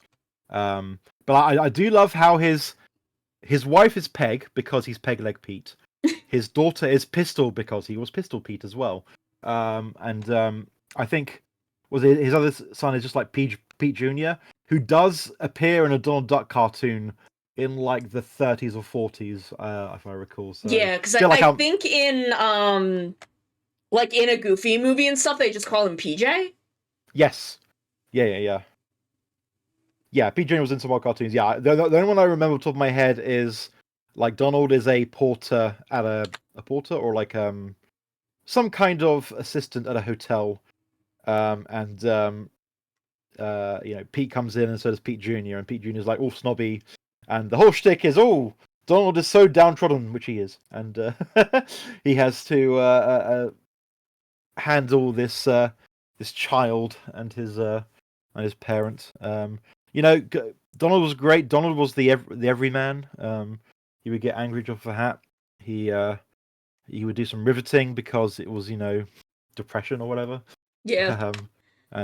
Yeah. I mean, he was a naval officer. He was in the war. Correct. He was in the war. The army is not the army anymore. And then also he saluted the flag and said, "God bless the United States of America," because that was sure. I also found out recently that the name of that short is famously "The Deaf Yoda's Face," which is the name of the song. But that originally wasn't the name of the cartoon. That was just the name of the song in the cartoon. But because it was so famous, they renamed it. What was the original name of it? Yeah. See, in real life, the U.S. Navy did give Donald an honorable discharge, which is very silly. Just let him go live his life. Yeah. Oh yes, originally titled A Nightmare in Nutsyland, which I think is a pretty weird title, but there we go. Yeah, then again, it's a weird short. It's a weird short. It's a weird time period. So yeah. I think my favorite thing is because like all of the kind of those Disney and Looney Tunes shorts were so popular around the kind of late 30s, early 40s or whatever. You get so many references to like war bonds and riveting because Oh that was yeah. that was the time, which I think is hilarious. Like completely lost. Like I mean, we all watched these when we were fucking children, you know. Oh, Dottie yeah. Hedgehog. And we're like, oh, what's a war bond? Yeah, like because yeah. I watched a lot of Cartoon Network, and Yes. originally Cartoon Network was just Ted Turner being like, I have the rights to the Looney Tunes, I have to fucking put them somewhere. I have all That's these right. rights to Looney Tunes and Hanna-Barbera, I need somewhere to air these. So we made Cartoon Network. That's right. So, I watched all of that, and I didn't fucking get it. No. Like, I sort of, I didn't understand the references, but I understood that it was, like, a World War II thing. Yes. But not really beyond that. Mm. And there's one short which is like, Daffy is always the character that's kind of like pulling pranks or doing stuff on people. Apart from, I guess, during the what are those shorts called where it's like, duck season, rabbit season? There's a few of those. Oh, yeah. But because he has to be the straight man to Bugs Bunny. That's right. Whereas, like, obviously, originally he was Daffy. He was a screwball. He would go. Yeah. So there was one short like before that kind of straight man stuff where there was like a guy trying to get him to draft, and it was like it reminded me of very silly not Snoopy. Well, the thing is, Techno, I don't think it's a lack of media literacy. I think it's a lot of us did not know, like, I didn't know Nimrod as anything else because I did not know the mythology, the lore behind the name. I just knew he was calling Elmer Fudd Nimrod and understood that, he was making fun of him. Yeah. Wait, what was Nimrod supposed to be then? A biblical hunter. Oh. Like an actual, like, hyper competent. Oh. Like he's so he sarcastically he's saying this sarcastically, kind of how you would call, like how he calls a big guy tiny. It's the same thing. But because, we don't know. Nimrod is not quite as well known. Yeah. Wow. Okay. Amazing. So it's like if I was hanging out with Mara and I said, "Yeah, right, C-3PO." Yeah. Human cyborg relations. Wow. Amazing. Incredible. I love how language evolves like that. But like, also the Looney Tunes were just like referencing so much popular culture at the time as well, all the time. Like, I think there's like several times where someone says, "I'm gonna shut the door," and then like they'll say something like, you'll notice I didn't say Richard," which is a reference to a song about Richard shutting the door in the 30s. Like, cool. No idea what that is. Yeah, like there were so many things where they would just say something and I'd be like, I guess that's funny. Yeah. Like, I understand this is a joke, so I guess it's funny. And I wonder how much of that influenced millennial, even though I don't consider myself a millennial, but like millennial Gen X humor. Like, not because we have so much non sequitur humor in our culture. And I wonder how much of that is just we did not understand why a thing was a joke, but we understood it was supposed to be funny. Yes. So we found it funny. So, people will sometimes post, here's the kind of jokes that you tell to boomers, to Gen X's, to millennials, and Gen Zs. And it's like, it gets more and more surreal and random as it goes on, because I guess we're making jokes related to jokes that we didn't understand in the first place. So there's like 2 levels removed. Like, I listened to a podcast about like, here's breaking down every Simpsons episodes. And it's like, there's a scene in the episode of Camp Krusty where Lisa gives a letter to like a guy on horseback to bring the letter to Marge, and like, you know, that's just a funny concept that she's having to give it to like a guy on a horseback. No, that was a very specific reference, apparently to a very old movie, and it's like, oh, I would have never got that. Yeah. So yeah, yeah. Even these days, the brain is Orson Welles. Yes, that's right. Like a lot of the old characters were like impressions. A lot of the Simpsons as well. Like I think Billy West is a master of impressions. So a lot of like, his Futurama voices are just impressions. And not only is the brain in Pinky the Brain an impression of Orson Welles, Pinky is an impression of a guy from Liverpool who there's like that famous kind of like outtake of Orson Welles talking about peas or whatever for an advert, and he's doing it in the UK, and there's like a British guy with a Liverpudlian accent, like saying, Orson, yeah, we can't do that now, mate," and like that's the specific impression that the what's his face is doing for Pinky, and it's like, oh, so the joke goes even deeper than that. Yeah, it's wild, just yeah. like layers upon layers of jokes, and I feel Yeah. like with each successive generation, the humor gets more surreal, just Yeah. because we don't know these jokes, Yeah. but we still found it funny. Like it's such a weird, wild thing. Yeah. It's yeah. Brain was signed up for someone in the animation. Oh, so you know, like Smithers and Mr. Burns. Like Smithers is supposed to be based on 80s Jeffrey Katzenberg, which, you know, is kind of, well, and if you look up pictures of Jeffrey Katzenberg in the 80s, he looks exactly like Smithers, because Mr. Burns is supposed to be based on someone that Jeffrey Katzenberg was an assistant to. Let me double check before I say a name. Shut Katzenberg. Barry something. Is it Barry Diller? I can't remember. Barry Diller. Yes, Barry Diller is who Mr. Burns is possibly based on, and Smithers is possibly based on Jeffrey Katzenberg. Never been confirmed, but it's like very heavily implied in some commentaries. Yeah, exactly. Yeah, given that 90s Igamanical Katzenberg is, it's hilarious. But Katzenberg was like really, he was Barry Diller's like kind of assistant, a big ass kisser to Barry Diller, which is kind of where they got that part of his personality from, apparently. But yeah, no, it's yeah, and Ron Swanson from Parks and Rec is supposed to be like partially based on John Swartzwelder, the one of the writers of The Simpsons, one of the best writers of The Simpsons.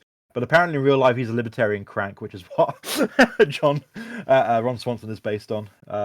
That's Yeah, so everything just goes back to weird, deep stuff. Everything just becomes more and more references of like what the adults making things know.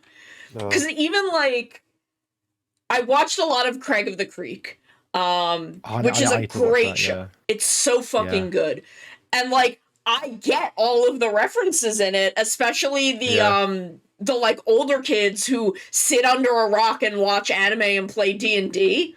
And it's the funniest fucking thing, and I'm like, children do not understand this.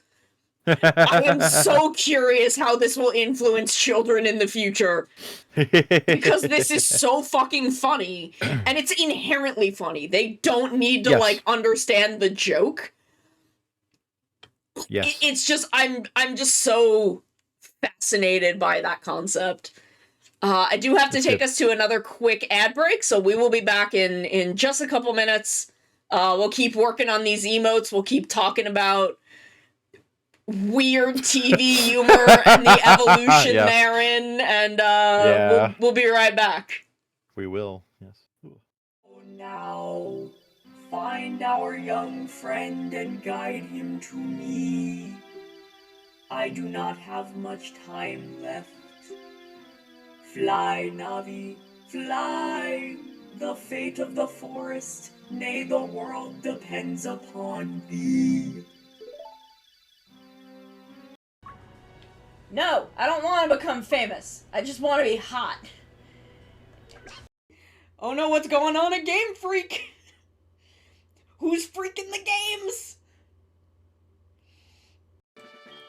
Wow, gee, thanks! Now I can call anytime, whether anything's up or not. I hate telephones. This is why I don't answer my phone ever, because people are just like this. You know, just to chat. No, don't fucking ever talk to me. Don't even look at me.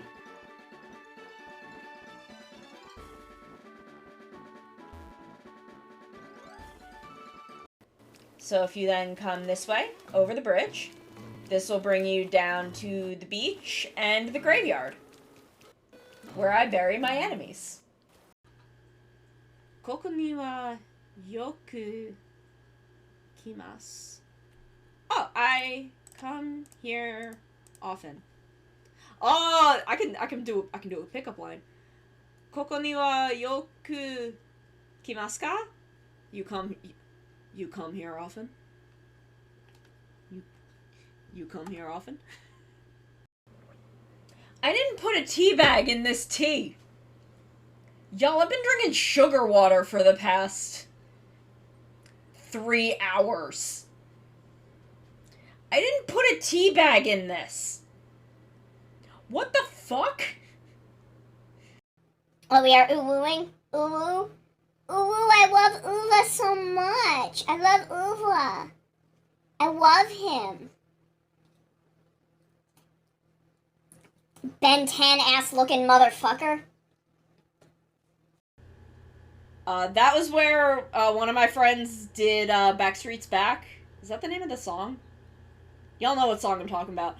And I realized I had never seen the music video for that song. So we're doing it, we're singing it, and we're watching the music video playing, and I'm like, shit, I didn't realize that the thing that Backstreet is back from is the Dead. I didn't exclude legendaries from like the normal randomization because I thought it would be funny. And I was right. I was completely right. Oh my god, he wants to kill you! Sono, get away from him! Bad I love touch! that he's Bad like- stranger danger! Look at that face. He's doing the anime. You know the anime thing where like the fisheye lens? Yes. You know? He's like, I must execute her. I must. Okay, gang, we are back. Hello. It's still nuts how we have a Superman cartoon that would not be out of place serialized as a shoujo manga with shonen elements. Oh, is that the one where Lois Lane has the lesbian haircut? Yeah, it's My Adventures with Superman, which is like Okay, he has like he has like a magical girl transformation to go into Superman. Yeah. And, she's a tomboy. I have so. seen like gifs and stuff of that. Mm-hmm. And I just keep thinking she's got a lesbian haircut. She does indeed. She's great. I've not watched it. I've heard it's very good. I should do maybe at some point, but I'm busy. Yeah, I have not watched. The only recent things that I've watched are G-Witch and Yohane of the Parhelion. Yes. Those are the only current anime I've watched in the past, 4 years?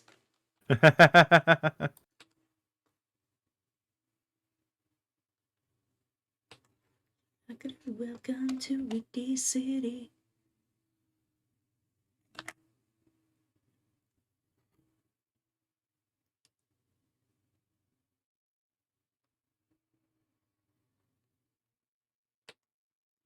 But yeah, it looks good from what I've seen of it. Yes. I'll watch it at some point. I'm sure it'll be fun time. What is that? 0.5? That is 0.5. That's good.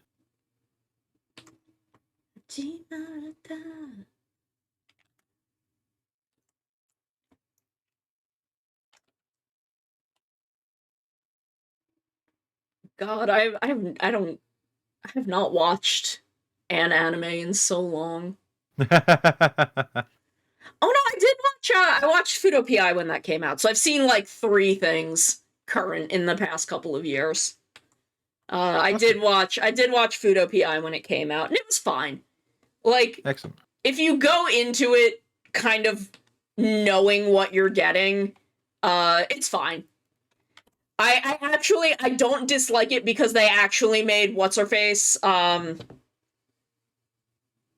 the girl in Fudo PI.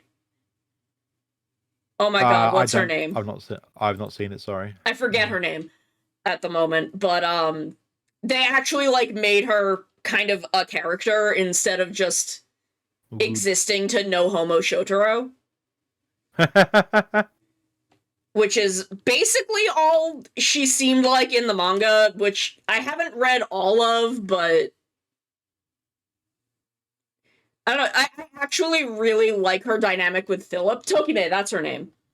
I actually really like her dynamic with Philip in the anime.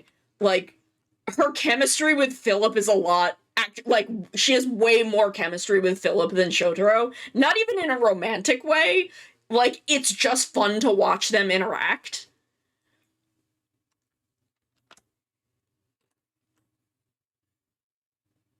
Like, I really enjoyed watching them interact with each other.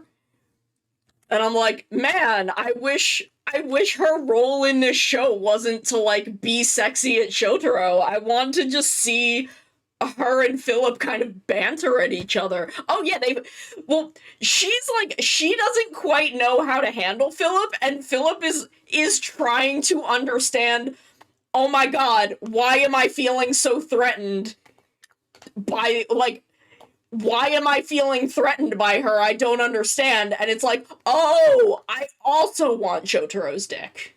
Okay. I understand. And like, as soon as he's like, oh, I was jealous.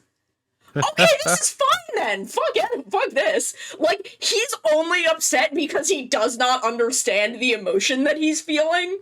And once he does, like, literally Akiko sits him down and is like, Philip, are you jealous? And he's like, why would I be jealous? And she's like, why would I be jealous? Like, we're not the same gender. And it's like, oh, dudes can also fuck. And he's like, oh. Oh. Okay. Yeah, it is that then. Cool. Okay. Back to my fucking job. And like after Amazing. that, they're fine with each other. But they also just like their interactions with each other, like even after they start getting along, are so much more interesting than her interactions with Shotaro, because she basically just is hot at him. Like, she just boobs boobily at him. That's great. Where, like, she's an actual person around Philip. Amazing. And that's great. I don't know, I just really enjoy their interactions. That's good.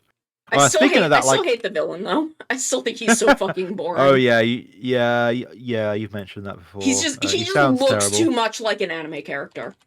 Yeah. Like, Tokime also does with the white hair, but, like, it's just the white hair, and I can get past that. I'm like, I can live with a person in a wig. Like, Melt is one of my favorite characters in Ryu Soldier. Yeah. But, like, that guy looks like an anime character. He's got an anime design. Yeah. And I fucking hate him. I'm praying we get a season 2, because they literally left off season 1 in the first couple pages of volume 6. And I'm owed this. I'm owed Skull and Shroud content in this, the year of our Lord 2023.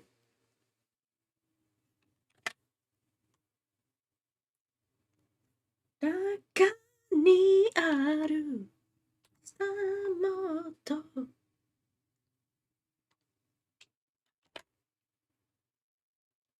There it is. Mm-hmm. Like, even if they, like, do it as a mid-season movie, it ended over a year ago. Well, that doesn't mean we won't get a second one. We won't get a second season. We've had stuff had animes come back after 2 or 3 years.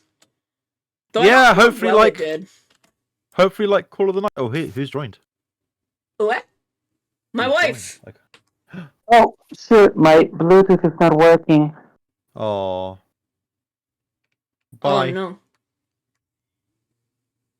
Oh yeah, like I can't believe it was that long ago, but I hope we get a season 2. Or even just a movie for volume 6. Cuz again, I feel that I am owed this. Imagine if my season 2 came, if Call of the Night season 2 appeared. Hi Mario. Well, imagine if we got Oh, you are still on a weird microphone. I am? It is. I think so. Like I mean, I'm just on my Bluetooth. Like you sound kind of tinny. Oh, that's because I'm on my phone. I'm not on my. Oh. Is it really bad? It's pretty bad. Shit. Because it's.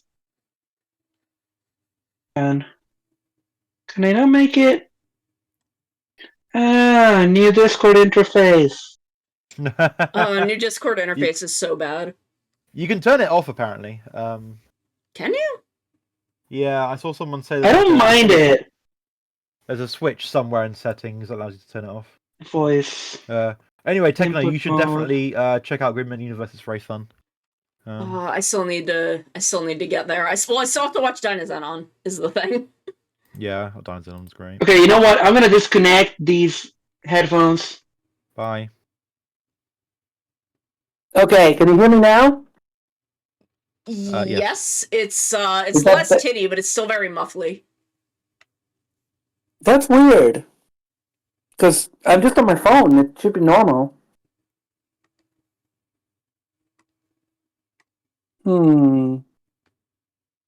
It's less tinny though. It's not really tinny anymore.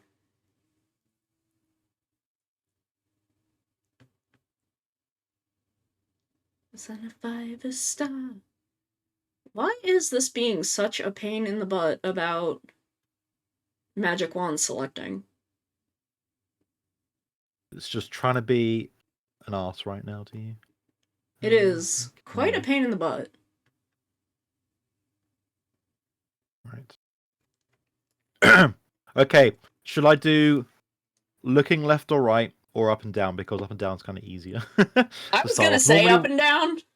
Yeah, normally what I like to do is I like to do looking left and right last because at least then everything else is working. So Yeah. Okay.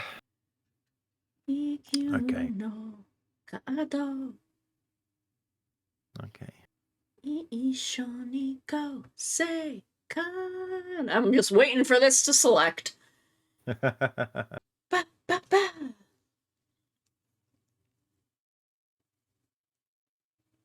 Gosh, chicken no power attention.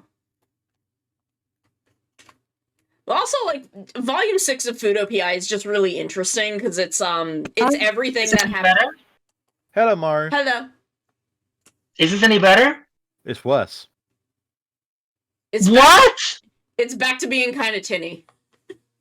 Didn't used to be this bad. What the fuck is happening? Don't know. Is it using your actual Bluetooth mic or is it using a phone mic? Well, right now I went back to the Bluetooth. Okay. Bye. But it's interesting because it's everything that happens between message to double and begins night. Okay, final attempt. Hello. Oh, that is somehow even worse. I just want to go to my life. No. I don't know why it's. And I can't. Every time I try to tap on the. Hang on. Where's the noise canceling thing?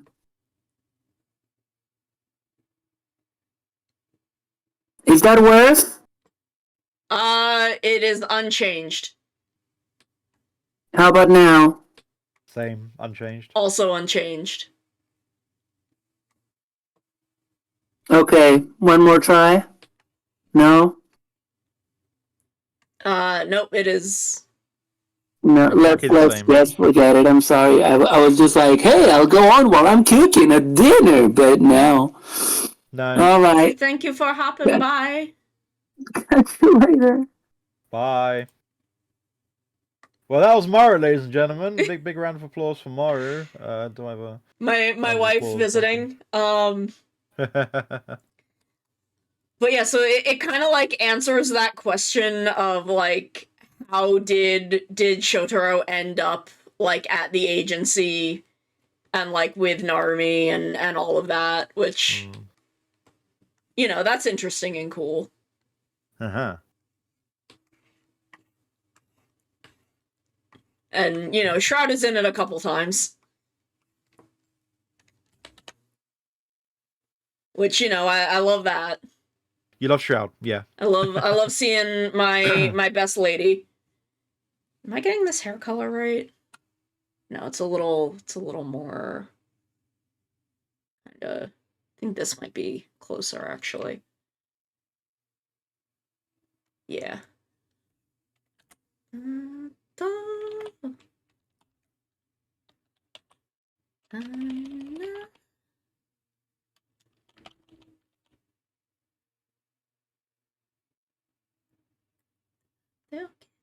Anything goes.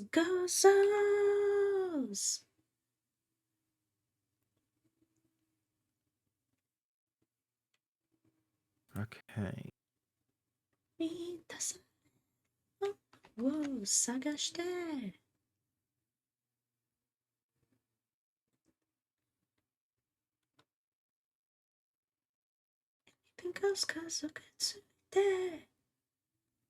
Let me just paste Reese in here so I can get the skin tone I need. Cause I'm not used to looking at Reese. He's so small. He's a little potato man. I'm not used to seeing him.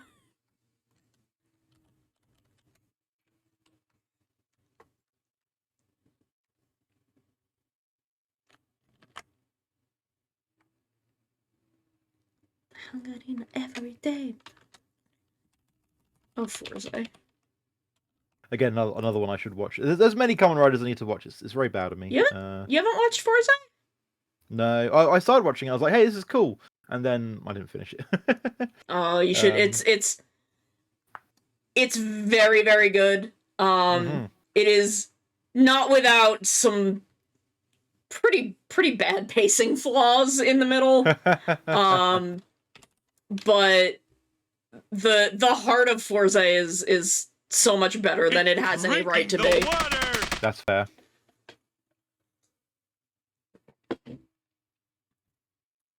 Like genuinely one of the best emotionally.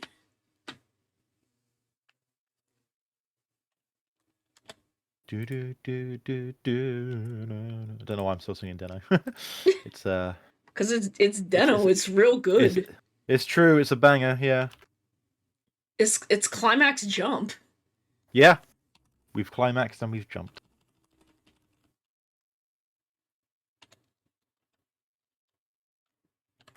E-jump, Suge jump, as they say.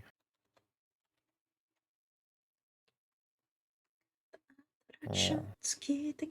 Boys and girls.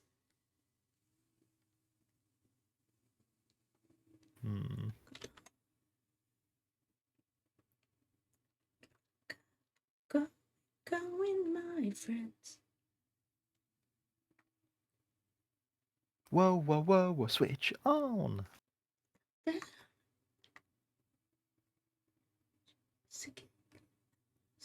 I do like one of my main boys, Hiyama Nobuyuki, does the narration on the Forza as well. It's just everything about Forza is so good. like written by the writer from Gurren Lagann.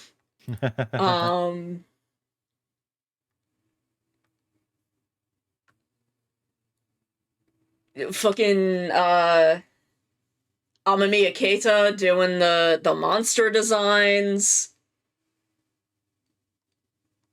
Like, Forza is just so fucking powerful. Amano Kosei is there. Well, the funny thing about that is that it aired during the height of Friendship is Magic. Yeah. There was a very, very large crossover between Forza fans and Friendship is Magic fans, to the point that when I went to... It might have been a BronyCon. I don't know. It was a Friendship is Magic convention. And there was a dude there who was like in line with us. He was either cosplaying Shun, or I thought he was cosplaying Shun. And like he was a big like Kamen Rider person. Hell like like all that was there. It was such a big, there was such a like a crossover. In fact, if you look at my old like Forza fan art, there's a couple like little My Little Pony crossover things.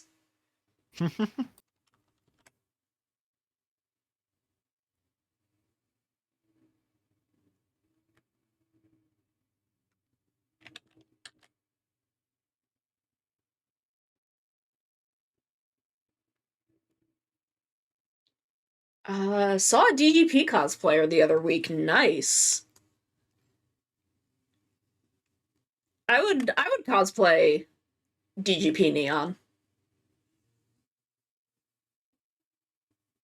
My best girl, Kurama Neon.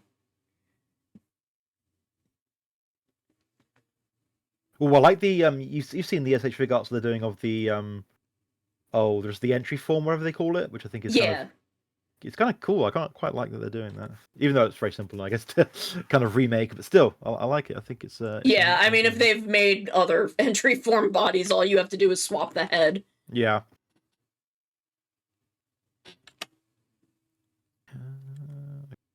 I mean, that was kind of the beauty of Geats. Yes. Was that simplicity? Yeah. Which I guess I guess it was kind of forced on them if they wanted to have anything that many like riders. Yeah.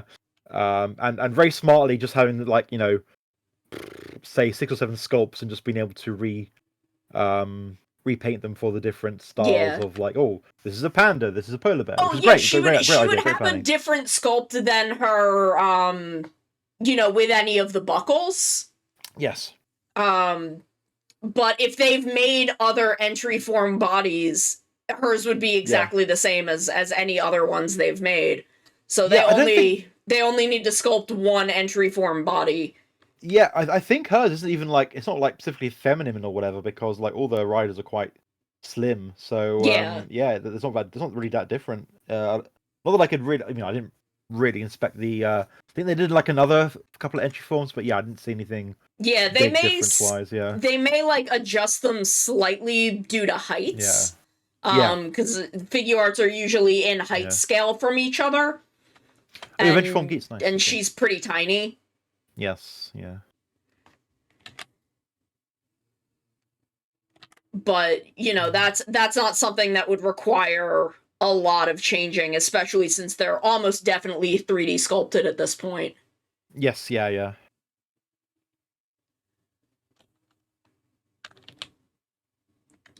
Let's go, Kaija, let's. I should give that a rewatch. God, same. I've rewatched like half of Gokaiger. I was gonna say, because a couple of years ago you were doing a rewatch, but I guess during Zenkaiger, because I didn't want to watch it. That's fair. Because I hate Zox Akuma. Yeah. Zox Akuma.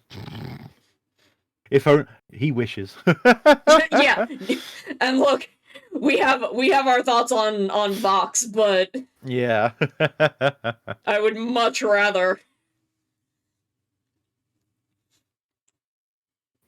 Oh yeah, it's probably adjusted slightly due to heights, but it's almost definitely the same. Oh yeah, one of the ones that Lumen wanted was cute Vidofnir. Because we always talk about because I'm always idling at Vidofnir, so this is our meet at wife emote.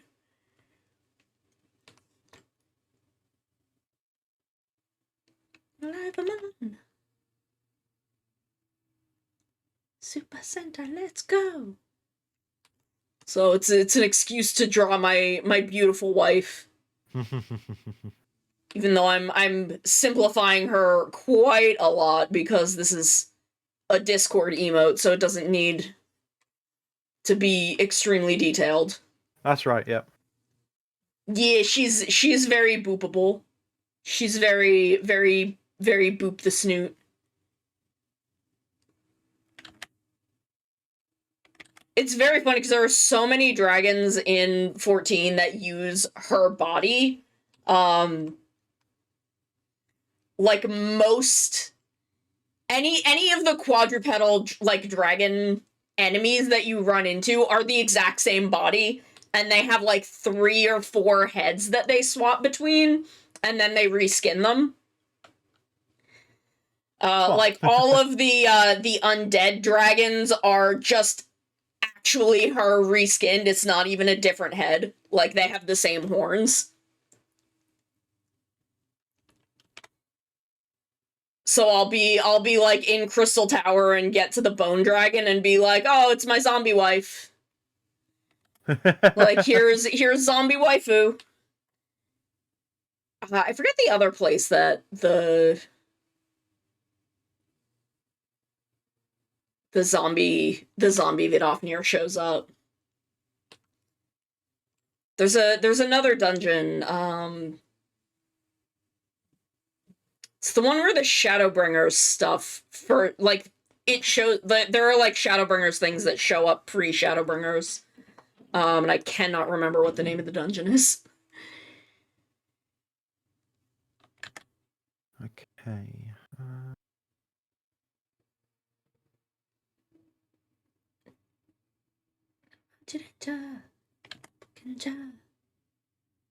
Engine eyeball gonja.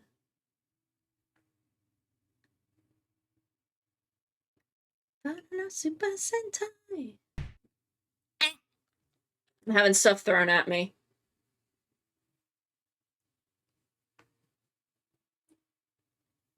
Who's doing that? Law of Tsunami. Law. It's Law. Law's throwing stuff at me. Tut tut. Yes. Oh, is it time for 420.69 the cringe? We're in radio mode. Yeah. For some reason I can't hear you. Oh, that's weird. Oh, I may have switched it on Discord. Let me fix it. No, it should be set to voice mod. Did it not do it?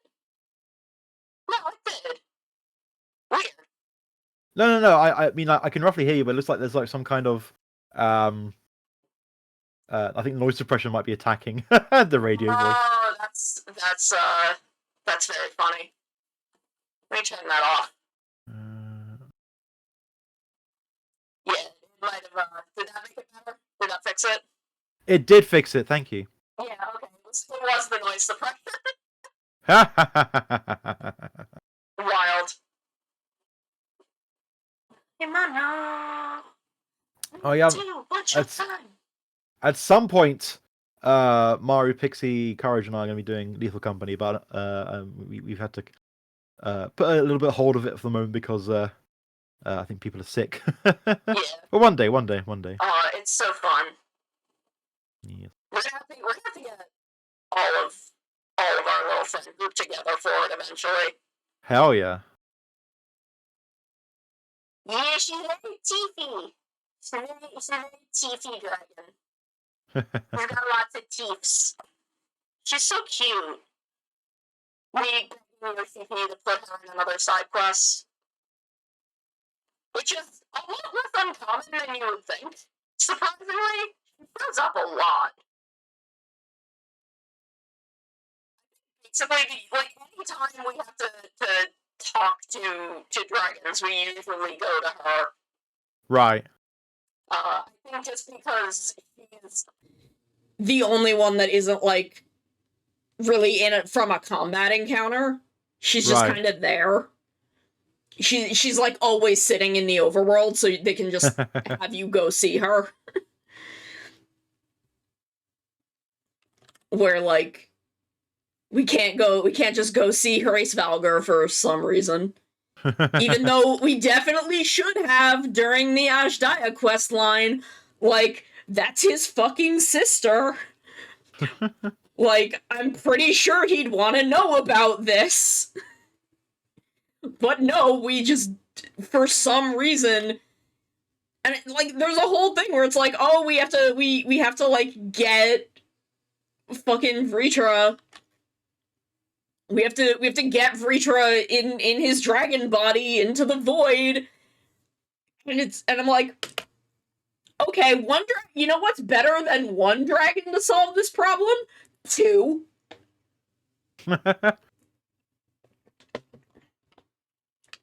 Like, 2 dragons to solve this problem would probably be really helpful, actually. Maybe. But we just never go and tell Horace Valgar about it for some reason. Even though, again, it's his whole ass sister. These are his whole ass baby siblings. Fucking Vritra and Ajdaya.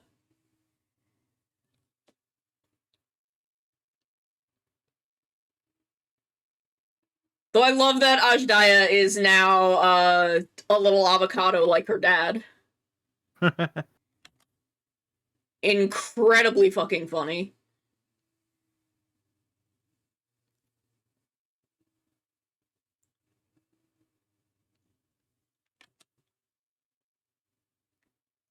Like, they just use the fucking Midgard-Sormer minion model for her.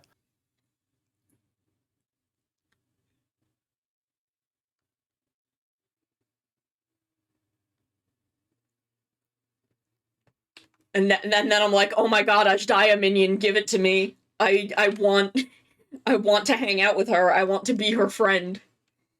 I want more fucking First Brood content. That fucking Yoshi P won't give me because he's a coward. I say as though Vritra wasn't like a main character of Endwalker. And that this entire post-Endwalker quest line wasn't about Vritra and Ajdaya. I got fucking plenty of First Brood content. But what if more? What if more? What if more dragon? More dragon for me, please. Yes, that's a good thing. Good. More dragon. Everyone wants a bit more dragon, right? That's how it works. Like, I don't know. We don't know where Tiamat went. We got her out of whatever business she was doing to fight another fake Bahamut, and she just left after that, and we don't know where she is now.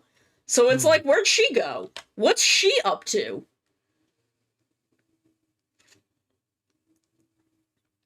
Does she know that Ajdaya is home?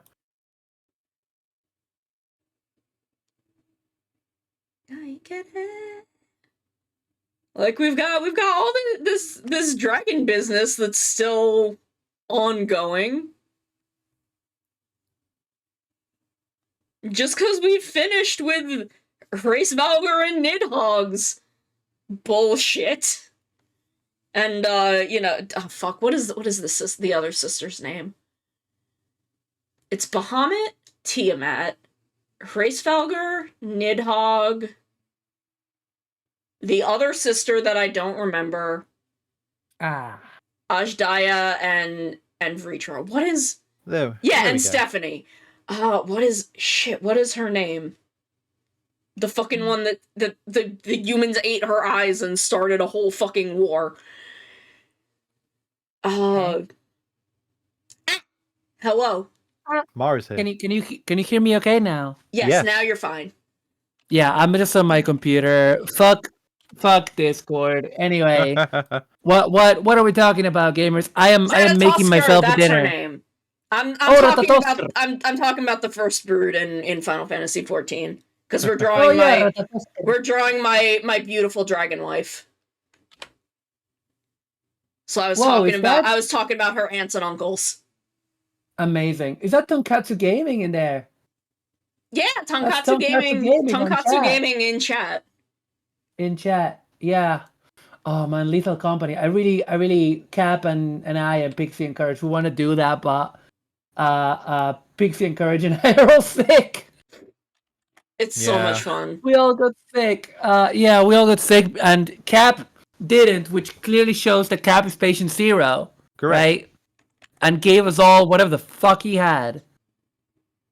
That's right. Don't worry about it. But anyway, the art is looking cute. Thank you. I was gonna make myself an omelet, and then I saw that I should be avoiding fried foods, cause there's something up with my stomach. I don't wanna. Oh. I'm not gonna We're not gonna scrutinize the details. Don't want Oh. to put anyone off their food, but I'm just like, I don't have a lot of appetite. What? Is it because I fed you full of crap over a few days? I mean, yeah. You said you were gonna cook for me, and you said you made frozen pizzas. Chilled pizzas. There's Chilled pizzas. pizzas. Chilled Chilled. pizzas. Anyway, but yeah, no, I don't know. So we haven't planned anything because like Pixie's not been streaming because Pixie's sick. I'm kind of Yeah. sick.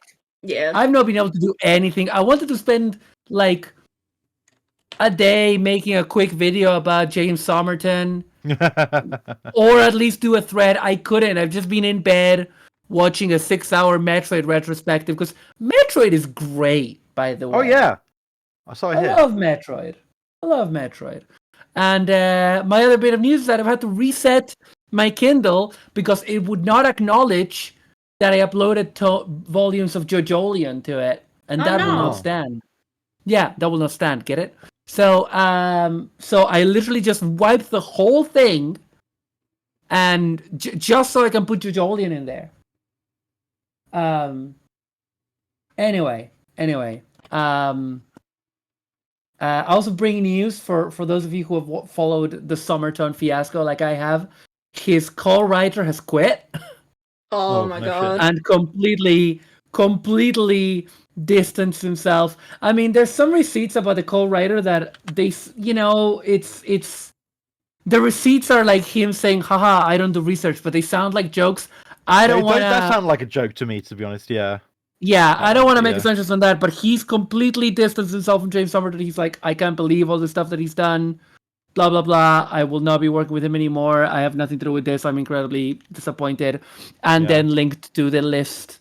There's a Google form that HBomber guy and his editor his producer are making of like queer artists to follow. Yeah. Yeah. And so he linked to that. So basically James is on his own.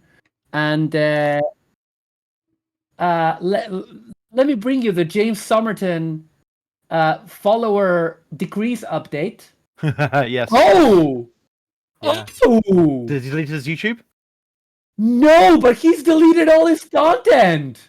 Oh my god. Oh my god, I'm really glad I downloaded that video essay. Yeah, he's on to 269k shit. subscriber.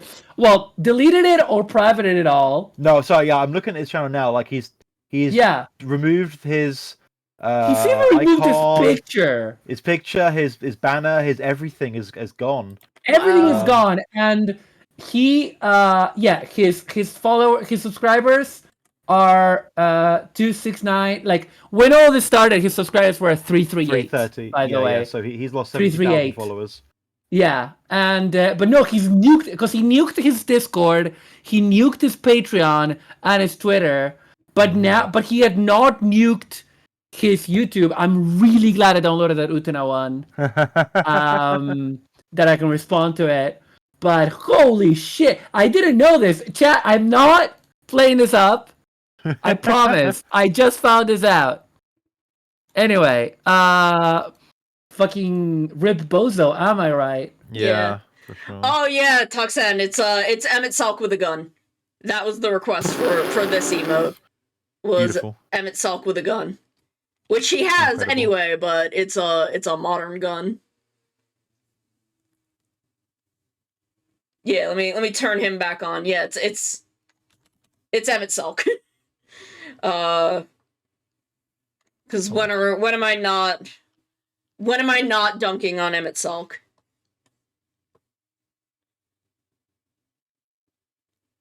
But yeah, I say I'm begging Yoshi P for more First Brood content, as if Endwalker was not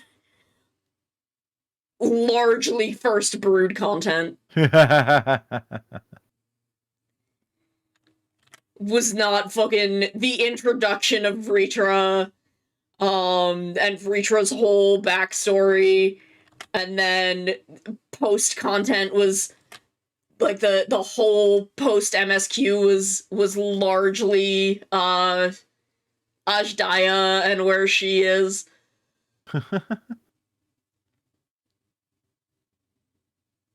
It's like, no, you just got a whole expansion of First Brood content, and I'm like, but Vidofnir wasn't there.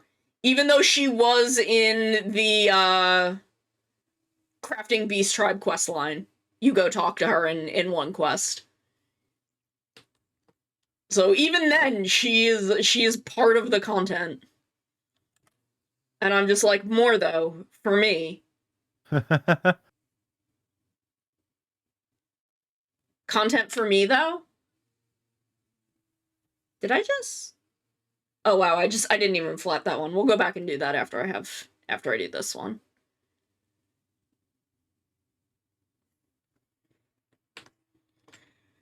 I didn't even see the Todd in the Shadows video. Oh yeah, I did. Yeah. I have not watched Sure that something. one. Sure something.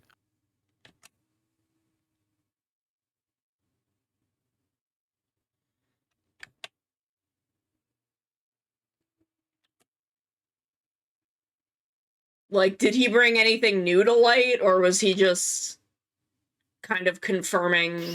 So basically, his stuff was all about. So, H-bomb stuff was on plagiarism. The Tom in the Shadows video was about all the stuff Summerton had made up. So basically, it was like, one half was plagiarism, the other half was, just vibes. It literally was source. I made it the fuck up. So yeah. Okay. Wild times.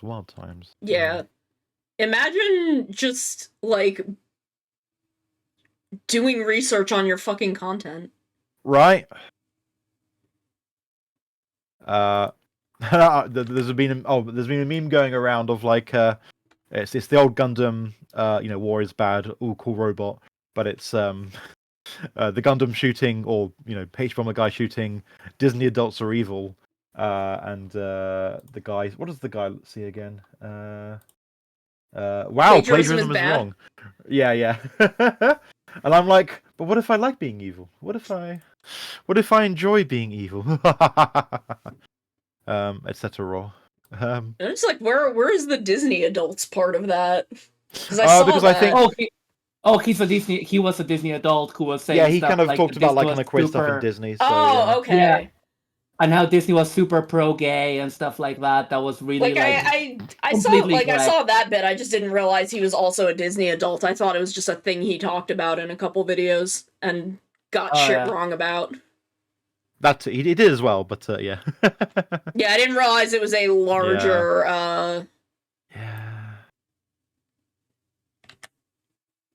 Yeah. Like, I don't know. I don't know. I don't think I'm a Disney adult. The thing that was made up in his vids, the misogyny that he makes up in his vids, was kind of the part that hit me the hardest. Just gross. Fucking Christ. Like that was really. I mean, there's a lot that hit hard for me. That really blew my mind, because I was like, people love BL because, like, especially when he's talking about Yuri on Ice, and I'm like, all sorts of people like BL of all genders, of all sexualities, but like, there are so many straight women into BL. Yeah. I have that never was the part seen. that was confusing. Was the part where he's like, "Yeah, straight women don't think Yuri on Ice is gay," and I'm like, "What? What? What? Yeah, that was like what? I have never heard a single fucking straight woman ever say Yuri on Ice wasn't gay." Yeah. But also, like, usually if a straight woman is into a show like that, they're gonna be fujoshis. Which is, by the way, do not use as a derogative term. I want to clarify. Yes. That it's a respectful term. I respect, you know. Like, Our the- beloved the part Choo Choo that is a was- Fujin. Yeah. Choo-choos are, I am as well. I always have been. Yep. Yeah. But, like, I don't know. He like did another part where it was also like straight women. Oh, straight women like treating gay men as disposable and like fetishizing gay men and all that. And I'm like, cool. There's trauma I haven't dealt with. Being called a straight woman fetishizing gay men during the period I was most experimental with my gender and doing more mask presenting stuff. And actively being accused of being a straight woman fetishizing gay men because I liked gay toku ships. Yeah. Oof. Fuck that. Because there was, Yeah, there was just a contingent of us who, none of whom were straight women. We were all queer women, but we're getting accused of that because we had gay toku ships. Yeah, but it's like the I feel like, because he talks a lot about, like, the whole gay best friend or whatever, and it's like, I will say that my impression now, I will say that as someone that has a sociology degree, I should not be doing this anecdotal kind of shit, but I'm gonna say it. The gay best friend thing, it's not like it doesn't happen anymore in real life, because he complains about it a bunch, right? About, like, girls that want the perfect gay best friend is gonna be there to talk shit about their exes and all that stuff. And it's like, thing?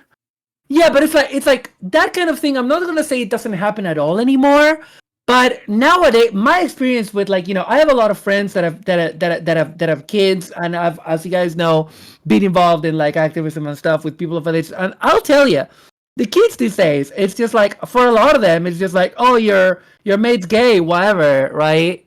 Like maybe it's a bigger deal if your mate's trans, right? But your mate's gay, it's like, whatever. It's like they're gay, right? And it's like, I don't know, like, the idea of the gay best friend sounds so anathema to, like, young people nowadays. Yeah. And it's just like, he's talking about it, like, and I'm like, am I back in 2004? 2002? What is this? Yeah. It's clearly you, like it's like H-Bomb says, like, what straight girl hurt you? Because it's like, clearly, But the problem is, what I'm saying, right? I'm just talking shit on a stream. I'm just saying this anecdotally in a chat with friends. He's presenting it as authoritative information. He's presenting it to his young queer audience as authoritative information, and that is the irresponsibility. Yeah. That is the irresponsibility. I don't like that guy. I don't like him. He's not very nice. He's not great, and he's nuked his. I can't believe, because I thought that even though he did private some stuff, I thought that he was trying to not nuke his YouTube because he was scared it would look worse. Yeah. Right? Because it's understandable that he would nuke, because he turned off all the comments on all the videos, and he nuked all of his socials. And it made sense to leave the YouTube videos up, because then you can say, well, they're still up. He's owning up to that. But there's like a level of that where he doesn't have to interact with anybody. But now that he's taking them all down, this fucker's going to ground. He's never going to make any statement that he's promised. He's not going to do that. The guy's going to vanish from the world. Yeah. So yeah, it's this entire thing has been just really, really, really weird. No, he's not. He can't really pivot to the far right media, because the problem is, he's a guy whose entire thing was like left wing. I mean, Lacey Green did it. It's not impossible, Yeah. but it's not that era anymore either. So I don't know if it would, because he would need to get an entirely new audience. Yeah. An entirely new audience. And so much of his content was about gay left wing. I don't think he could pivot to far right media. I don't think his background would allow for that. No, because also like Lacey Green was like broadly sex education kind of stuff. So like it was much broader. You know, it was much more broad audience. And whereas James Somerton, it was all like queer analysis of media. It's like that shit that the right wing, especially since the right wing has gotten like way worse in the last 10 years, they definitely do not want him. Yeah. No. They definitely do not want him. And so it's like, you know, I mean, I guess he could have a very slow descent rightwards like Peter Coffin did, where after pissing off enough people, he went to the really crazy kind of mopping conspiracy left types. But I don't know. But this is the thing. Everyone is talking about James Somerton now. Like the Peter Coffin thing went under the radar. This thing is too over the radar. You know what I mean? That's the thing. Like, oh yeah, when I was in Canada, not last summer, but the summer before, we saw like right-wing ralliers going down streets. It was wild. Hachi machi. But to give you an idea of how huge this is, this video didn't come out even a week ago, and it's already in the top 10 most watched videos from HBOM. Yeah, that's how huge this is. Like it's got more views than like several of his most famous videos, like Flat Earth, Dark Souls, Ruby, you know, War on Christmas, Woke Brands. It's literally getting up there, and it's only below the vaccines one, which is 2 years old. Yeah. So the Somerton thing is a bigger deal because it's also putting a focus on a lot of like how YouTube works and how shit it is. You know?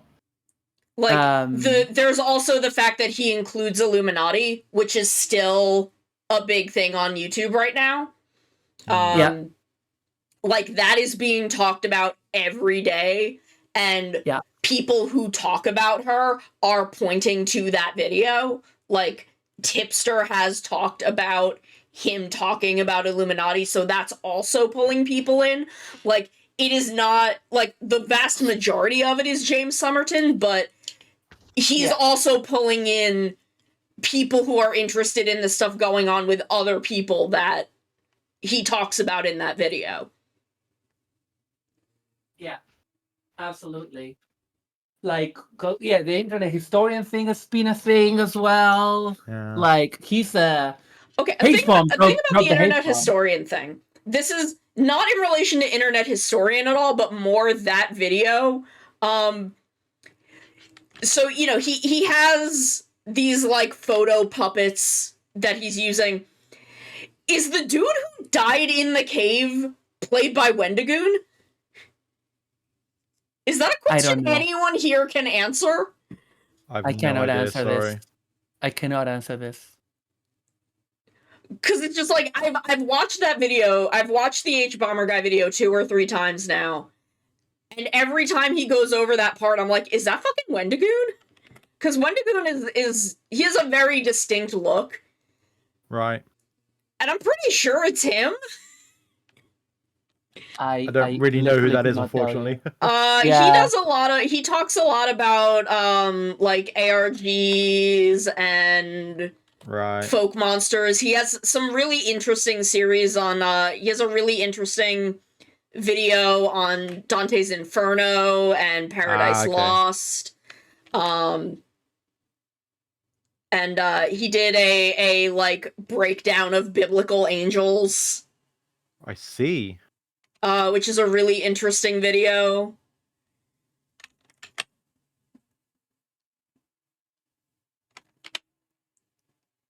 But yeah, like I don't know. It's the whole situation is pulling in a lot of different groups of people, and it ruined James Somerton, and it's kind of the only one he ruined because Blair and internet historians seem to have already been ruined. Yeah. Oh yeah, because because the thing is, Blair was already going down, and when he put out a H-bomb put out a little clip of it, it brought up a lot of the plagiarism stuff that she was already dealing with, Yeah. and it went really, really, really badly. And then, like, so all of that stuff was already, and then he had already put up a Patreon version of this video that that intentionally only covered the Illuminati bit. Yeah, and well, so because there's a lot that he cut out because the video wasn't about her. But the thing about Blair, the thing about all of the stuff around Blair is the plagiarism is honestly the least of her fucking drama. honestly, yes. Like, it She's is a dreadful the person. least of what is going on with her. Yeah. So, like, really all it did was, like, people who were already talking about her are just like, oh, this also happened.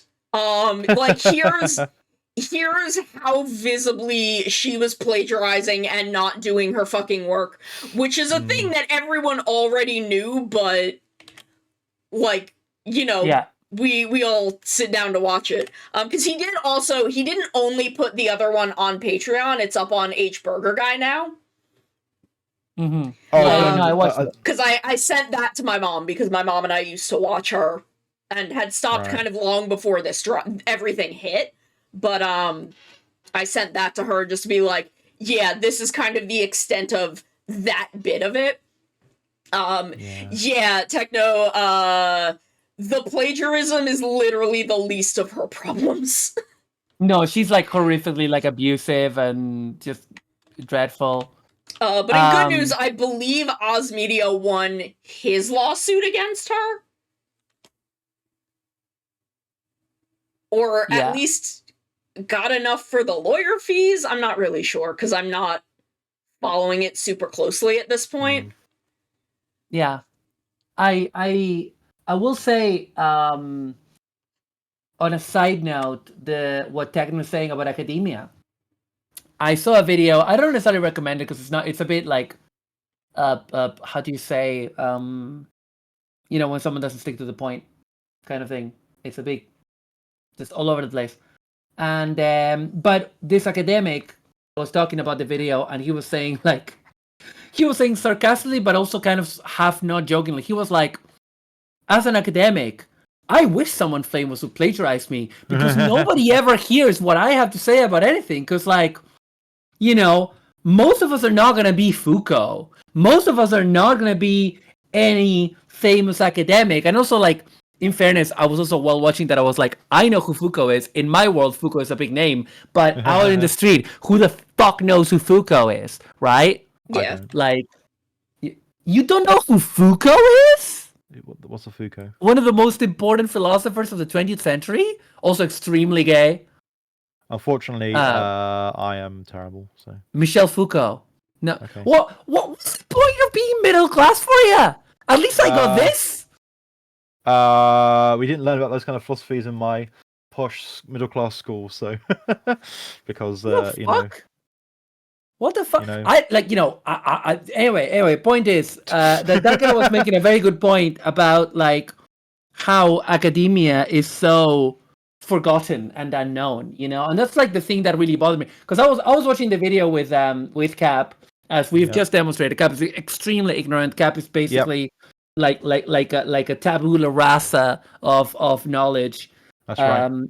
And I was like, and James Somerton stole of so many things that to me are so obvious. Yeah. Right? And to most people are not, because the knowledge is not disseminated, right? Most queers don't know about the celluloid closet. So he gets to grab the celluloid closet and just steal from it. Like, blatantly. Counting on the fact that LGBT people like our knowledge is not passed down because like it's intentionally suppressed and it's intentionally not taught anywhere. And this guy, you know, half of our elders were killed off in their 40s. yeah, but also like Or what would be our current generation of elders. Yeah, but even other, like, there's like a whole host of factors, and he knows this because he talks about it on debates that he's plagiarized from other people, and he still does it, and it's like so disgusting, right? Yeah. It's so gross. It's wild. It's wild. It's absurdly gross. Yep. And I think as I mentioned on Sonic Channel yesterday, like I work in print in my real job, and so I come across a lot of people who are trying to just reword press releases or, you know, plagiarizing stuff. So like we were 20 minutes in and Mara was like, "Are you going to be okay?" Like, because I was like, I was taking damage while watching this fucking video. Because of the way they plagiarize, that's it. That's the thing. Oh, like, yeah. because a lot of these people, Like they don't plagiarize and even then plagiarize well. No, and they replace things with like really badly structured sentences. Yeah. I do need to take us to an ad break real quick. So we will be right back with more hot goss. So we'll be right back. The goss. Yeah, I'm actually. Now, find our young friend and guide him to me. I do not have much time left. Fly, Navi, fly. The fate of the forest, nay, the world depends upon thee. No, I don't want to become famous. I just want to be hot. Oh no, what's going on at Game Freak? Who's freaking the games? Wow, gee, thanks! Now I can call anytime whether anything's up or not. I hate telephones. This is why I don't answer my phone ever, because people are just like this. You know, just to chat. No, don't fucking ever talk to me. Don't even look at me.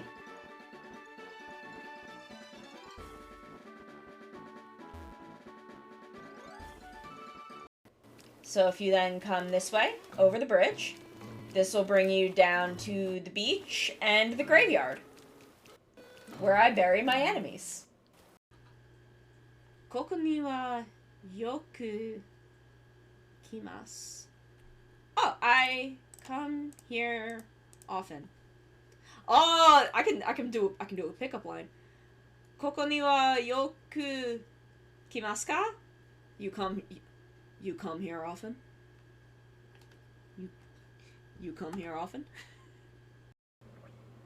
I didn't put a tea bag in this tea. Y'all, I've been drinking sugar water for the past 3 hours. I didn't put a tea bag in this. What the fuck? Oh, we are uwooing? Uwoo? Uwoo, I love Uva so much. I love Uva. I love him.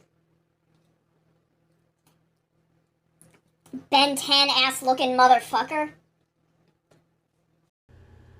That was where one of my friends did Backstreet's Back. Is that the name of the song? Y'all know what song I'm talking about. And I realized I had never seen the music video for that song. So we're doing it, we're singing it, and we're watching the music video playing, and I'm like, shit, I didn't realize that the thing that Backstreet is back from is the Dead. I didn't exclude legendaries from like the normal randomization because I thought it would be funny. And I was right. I was completely right. Oh my god, he wants to kill you! Sono, get away from him! Back touch! He's Back like, stranger danger! Look at that face. He's doing the anime. You know the anime thing where like the fisheye lens? yes. You know? He's like, I must execute her. I must have her jugular veins. I love that he's like doing this, and I'm just standing there. I can absolutely hear him, and I'm just like, this is fine. This is fine. You can try and murder me. I feel okay with this. I'm a cat. They can't stop me. I don't obey the law. This is unethical.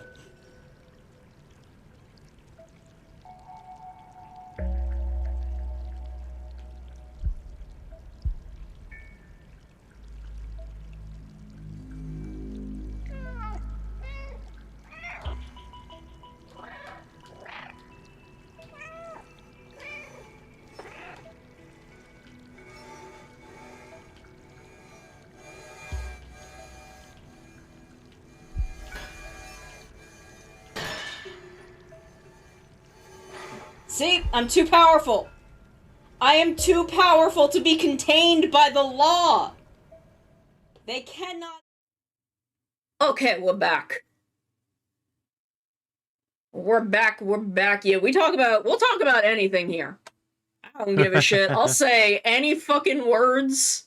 I will say any amount of words about We'll any just say subject. words. That's what we say do here. stuff. It's only Yeah. vibes. No thoughts. Only vibes. Only unhinged discussions. That's Only right. the most unhinged of discussions for my chat.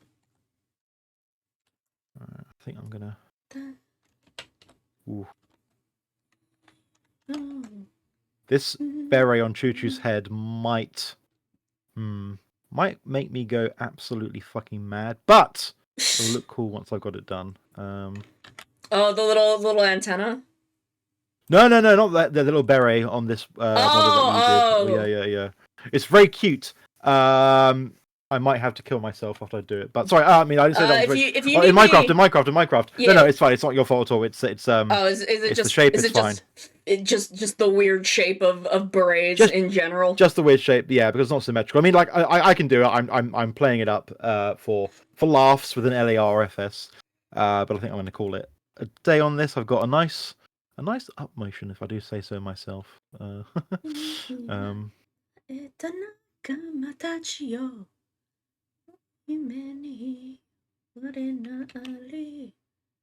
most of the down look is good. Nice.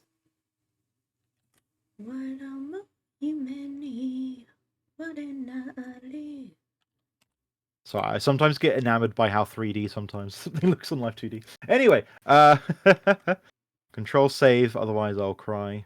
Yeah. There we go. And that right.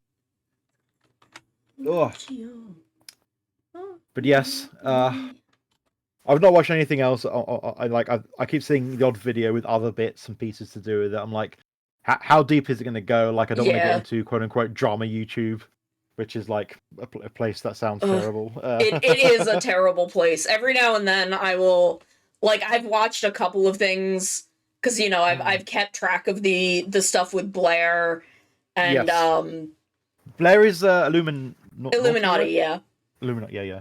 Because you said you and your mom used to watch them. When the Creepshow art stuff went down, I watched some of that. And I've checked in on some of the 8 Passengers stuff. I'm not sure I know what that is. That was a mommy vlogger who got arrested. Oh god. And it is very funny that because kind of mommy bloggers and prank YouTubers and family YouTubers, like they never break their own little kind of niche and containment unless they do something bad. So I only ever hear about those people existing when it's like, oh, they, I don't know, are in court for abusing their child, or they're this or that. So it's Yeah, that's one I only know about because my mom watches a lot of lawyers on YouTube. My mom is in the law tube sphere of things. Fair enough. So when that happened, all of the lawyers were talking about the arrest stuff. Right. Oh, good old Legal Eagle. I sometimes watch his videos. They're quite fun. Legal Eagle is actually not part of the general LawTube sphere. Oh, fair enough. But yeah, Yeah. Like my mom watches a Fair. bunch of that, so Mm, I end up finding out about things. fair enough. Oh, Yeah, it's I mean, like, Legal Eagle is a lawyer on YouTube, but these are other lawyers on, like, he's not really part of their community. He's sure, just yeah. a lawyer. Like, again, I also, like H Bomber Guy says, I also don't know what BreadTube is. No, Yep, like, same. they're not for lawyers. Like, my mom is not a lawyer. Yeah. But it's very much for non-lawyers, but they all know each other. Like, they're all kind of connected and, like, go on each other's YouTube streams and stuff, where he's not really part of their community, I guess.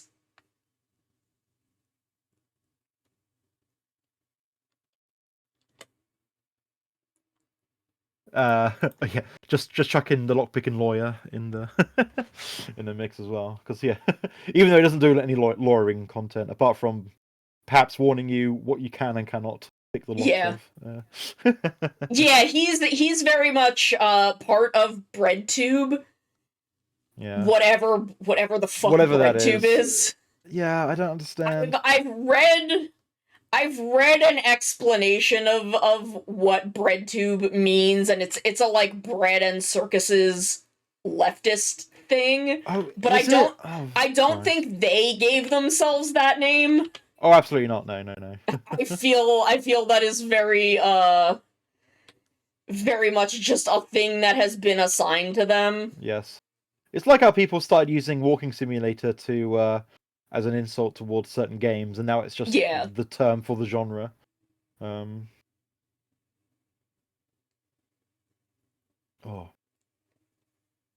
yeah, it's funny that Dan Olsen's like, I guess I'm not going to do a vid, but here's a thread, and it's like, oh god. Yeah, here's a thread. I need to talk about this, but I don't want to do a video. And I'm like, fair enough, Dan.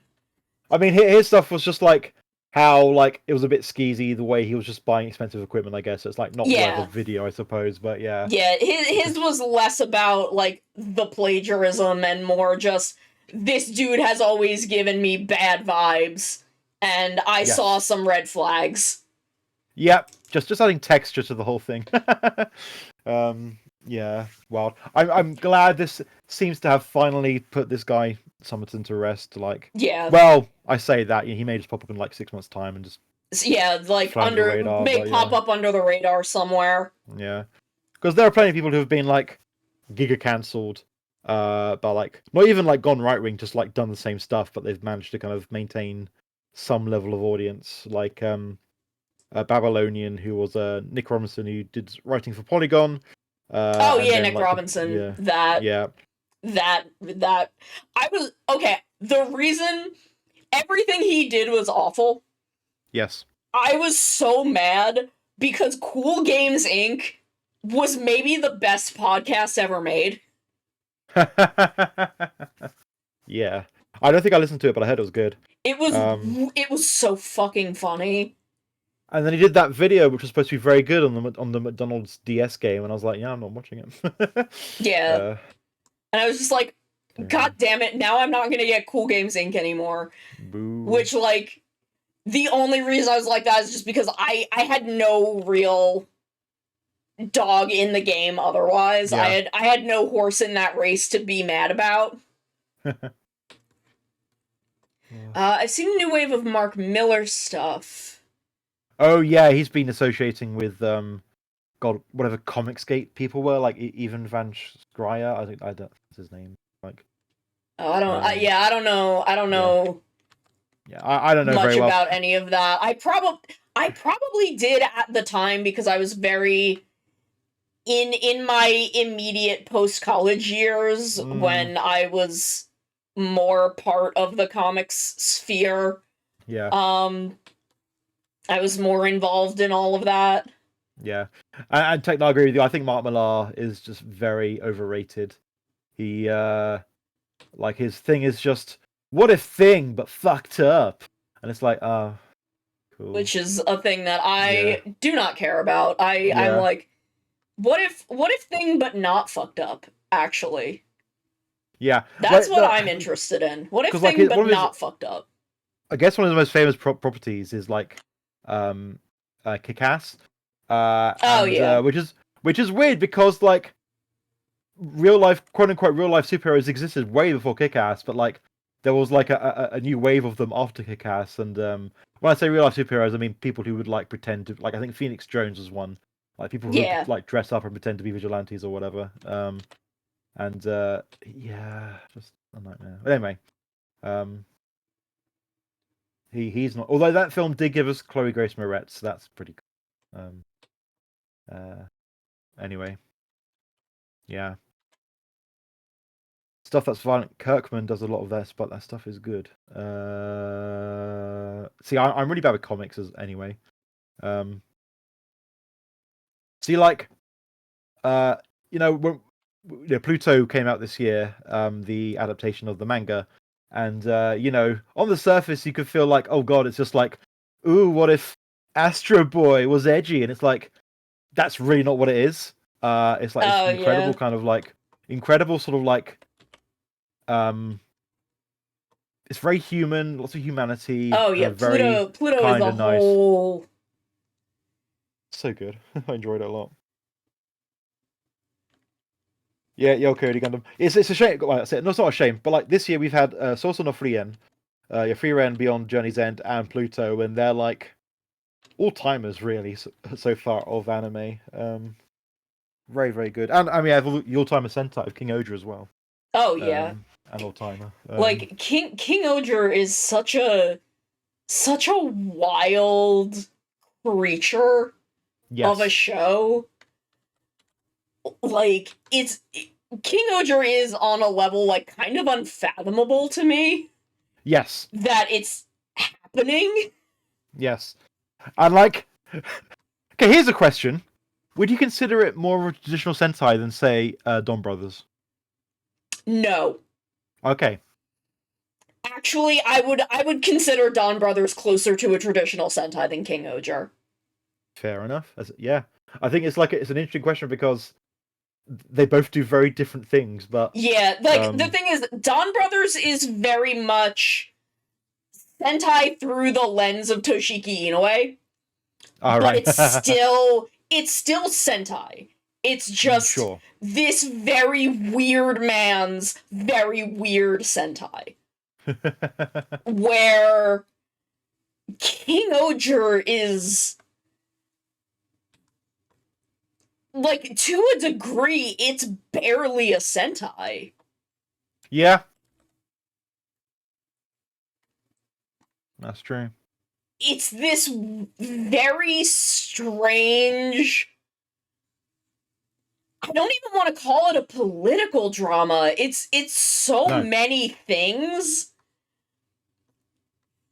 And none of them are a Sentai. It just has the thinnest veneer of a Sentai over it. Who's the writer for it again? Not what it's someone who hasn't been a main writer or even like a secondary writer on Sentai before. He's done a couple of Toku things, but they've mostly been movies and like DVD specials. Yeah. Dude is mostly a drama writer. And I feel like they just told him, like, no, man, just do whatever. Just whatever you want to do with this, just do it. Do not think about what a Sentai is supposed to be. Just do what Inoue did, like, oh, yeah, you can use this guy called Goshida Kaito and just make up what he is, yeah. I was honestly really hoping they would carry him into, or either carry him forward again, or carry someone else from Don Brothers. Yeah. When they went to Earth, they should have had like, oh, his Cafe Donboro, yeah, or something. Like, that was so fucking funny. That was an incredible bit. Have you seen Don Brothers versus Don Burris yet? I mean, you saw the screen I posted on No. Twitter, but that was about it. No. Okay, there's some good stuff in there for that. Oh, have you seen Zenkai versus Don Brothers or Don Brothers Sentai? No. Okay, that. Do you want to cry? Watch that if you want to cry. Let's just put it that way. Yeah. See, that's weird because I do not give a shit about Zenkaiger. Oh no, yeah, not the Zenkaiger stuff. That stuff's whatever. But I'm also basically just still mad at Yes. Don Brothers. That's fair. No, there's basically like an episode of Zenkaiger, and then an episode of Don Brothers, and then they briefly meet to fight something, and then they end separately again. It's very strange. Like, is it any of the Don Brothers stuff that I'm pissed off about?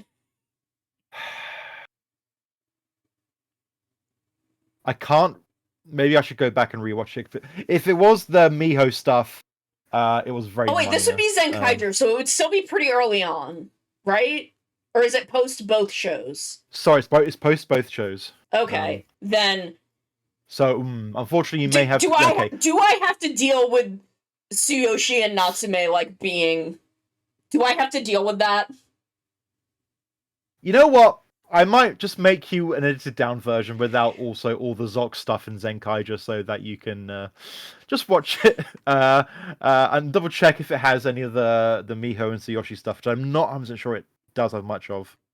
Because I'm mad forever. You have every right to be mad forever. So yeah. Like there was a point at which I thought I knew where that was going, and I was cool with it. Yeah. Because, like, they bring up the point that, like, that Miho isn't Natsume, she's just, like, mimicking her appearance, and that Natsume is in the place, and that technically they could coexist. Because if Natsume leaves the forest, Miho isn't immortal, but she doesn't die. Like, she could just go on being Miho. And I thought that's where it was going. I thought it was, like, both of them were just gonna get their identical girlfriends, and we're gonna work shit out, because I know Tsuyoshi does not give a shit if his wife is a weird bird monster. Bruh is not gonna give a shit. But then they were like, no, we're actually... Like, I wasn't even mad that Miho died until it was Tsubasa not telling Natsume what was going on, being like, oh, you wouldn't believe me, you wouldn't get it. And I'm like, bro, she knows. She was in the forest. She has the bird woman's memories. Like, this is not fucking news to her. She just needs, like... She has all of the distance between point A and point B. She just needs to know what point A and point B are. Like, bruh... And then having Natsume, like, go to Tsuyoshi and be like, yeah, so I have all of your wife's memories, even though we're fundamentally different people with different lives and different personalities. What if I'm just your wife now? Sure, why not? And I'm like, no! Like, you were an extremely popular actress that had dudes, like, doting on you 100% of the time. He's not gonna be okay. He's not gonna fucking be okay with this. Like, it's gonna fuck him up real bad. Like, I hate it. Yeah. I hate everything. I hate that Sononi ended up with Tsubasa, even though she basically plotted to kill his girlfriend, and he said never to fucking speak to him again, and she just ignored that, and he's just okay with her at the end of the show, I guess, for some reason. I mean, that's the kind of thing, like, happens in comics, but there's, like, 20 years of issues between them, It's not in 2 episodes. 2 weeks. He just stops caring. Like, he's just totally fine with her after the fucking time skip. Which isn't even that long. It's not that long of a time skip. No. Ooh. Like I Anyway, just the whole I love everything else about Dawn Brothers, but that bit is so fucking infuriating. it Just is everything wild, with the yeah. fucking heteros. Everything with the Yeah. heteros is absolutely infuriating. Mm-hmm. Right, I am looking at so I have some dashi now, some actual dashi powder, so I might make some, Ooh. and lots of eggs. So I might start making some like because I've got like this very nice cookbook for it's called The Japanese Kitchen. It's by a Japanese lady, but also the good thing is it's got all the stuff that like, oh, this will work for UK ingredients and stuff instead of like me having to like do conversion on the protein Import. amounts. Oh, in, yeah. But she's got a nice dashi maki tamago recipe, which I've tried before, but it Ooh. needs a bit of dashi in it for the mix. And also, might try some omu rice, and it's even got like a recipe for the little sauce on top, which is ketchup, red wine, chicken stock, Worcester sauce, a little bit of honey, which reminds me a bit of how I make that gochujang sauce, which I think is that recipe from the video you used for karage as well, or and tteokbokki. Yeah. Chicken and tteokbokki. For Aaron and Claire. Yes. It looks good because I know the whole. This doesn't talk about the whole like cutting the omelet, but I'll look it up online and figure out how to do that. But yes. Oh, see, I don't do it that way. Okay. I put the rice in and then flip it over. Yeah, I think that's what this one is saying as well. Okay, yeah. Yeah. I don't do the cutting. I can't figure that out. I can't wrap my brain around it. No, same. Right, I just need to be right back. I need to hit the little hedgehog's room. So Nice. Chat, be nice while I'm away. Ah. He says as though this is his chat instead of mine. My chat is always nice to me. My chat is always nice to me because you all love me. Cause you're good little eggs. Good eggs. Q tama Q. My chat would never hurt me. My chat would never betray me. Ranger, Q Ranger, oh Q Ranger. My chat would never do anything to hurt me. I love and trust you all very much.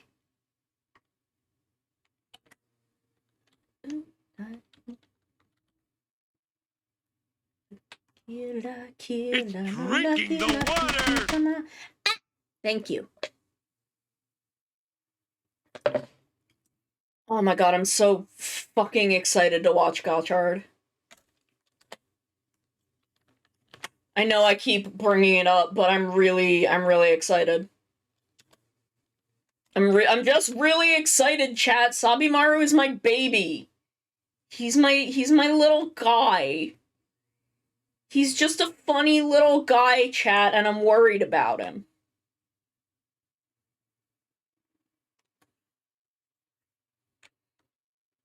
I can't be mind controlled. I don't have a mind. There's no thoughts, remember? You can't, there's nothing to control. I cannot be mind controlled. I'm too baby. I'm not the brain smart cell's enough gone. to be mind controlled. What? There's no brain cell left to mind control. Yeah, there's no mind in there to control. Man. Did they actually release those Kaito picture books as like P Bandai jokes or what? Because they should have done. They should have done. I feel like they did, or at least the first one. Yeah. Let me Google this. Kaito picture book. No, that's a Phantom Thief Kaito from Detective Conan. Different. Goshikida. Q. Do they call them photo books? I guess. Yes, photo book is the common parlance. Right.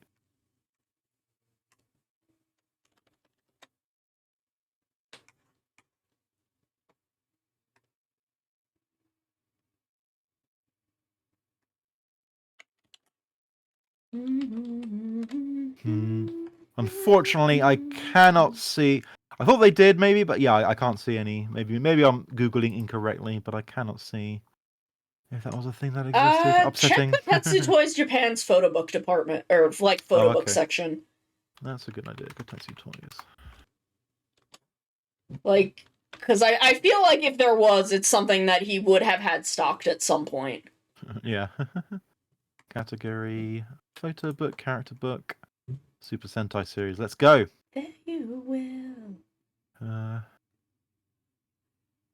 Oh wow, there's a couple of cute books for Gokai Pink. Get the G3 Princess visual book. That's a really good one. Yeah.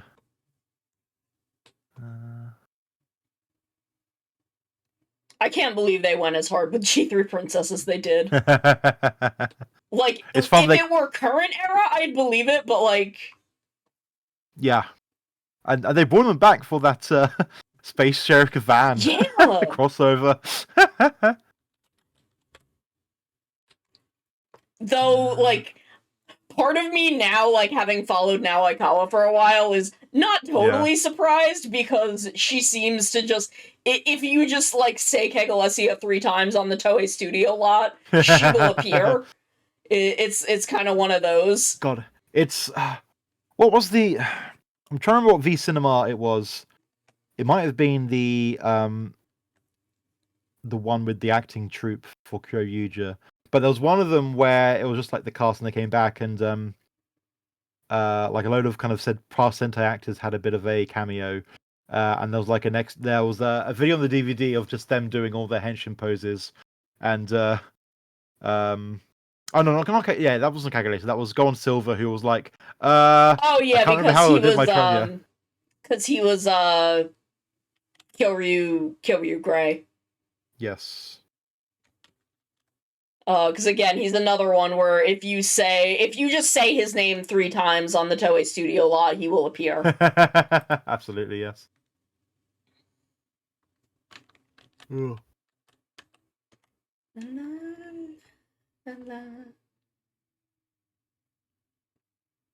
Yeah, D.A. Masayuki he'll just be, because they got him back for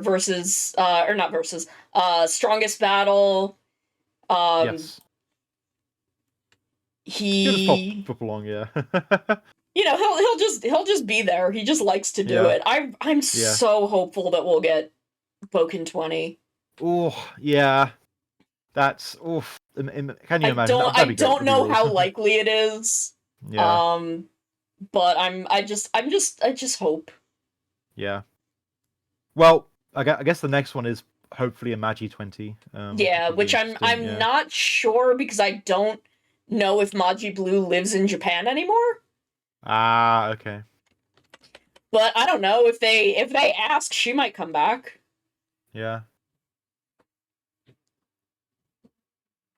Because I think that's why in the Sentai Mama League, or Hero Mama League, that's why it was Hoka instead of Urara, because she just isn't around, even though she is the one more likely to have a child. Yeah, I guess, yeah. Man, they should have done more Hero Mama League, just the odd check-in with... They should have. I think it was just, Deka Yellow and now Nasagawa. Ayumi Kinoshita, that's her name. Yes. I think the two of them were just like, we want to do something, and Toei's like, you're too powerful, we cannot say no. Here's $5. Yeah. We're not going to give you any more than that. They gave them 0 budget. They did, which is they made a joke about when we can't show the fight because of budgetary reasons. Like less than no budget for Hero Mama League. Yeah. But also now Nagasawa just turned up on Toei one day and said, "Hey, I want to make a cooking show about Sentai stuff," and they were like, "Pretty sure now, don't hurt us." Oh, okay. Yes, ma'am. Like, I'm pretty sure the two of them can just walk in and be like, I want to do this, and Toei's just like, okay, We know that you're not going to stop bothering us until we let you do it. So Yeah. fine. Just go ahead. We're not giving you any money for it. You have to make this happen. Yeah. But go ahead. You can use whatever you want. Because that's even why we have 10 years after, is because now Nagasawa was like, I want to do Hurricaneger 10 years after. Yeah. I want to. And they're like, can you get everyone back now? And she's like, yes. Yes. And then did it. And it's funny because she mentioned on it was the cooking show where she said, "Oh, we're getting close to 20 years old. I wonder if Red is free. I should give them a call." And I guess eventually, 20 years Hurricane did come out recently, so I Yeah. guess eventually she got it going. And then, the Deca Ranger cast looks at that and is like, well, we can't let Hurricaneger show us up. Exactly. Yeah. Like, that was literally Ayumi Kinoshita and, I can't, why, his name always escapes me, Doggy Kruger's Yeah. voice actor. Yeah.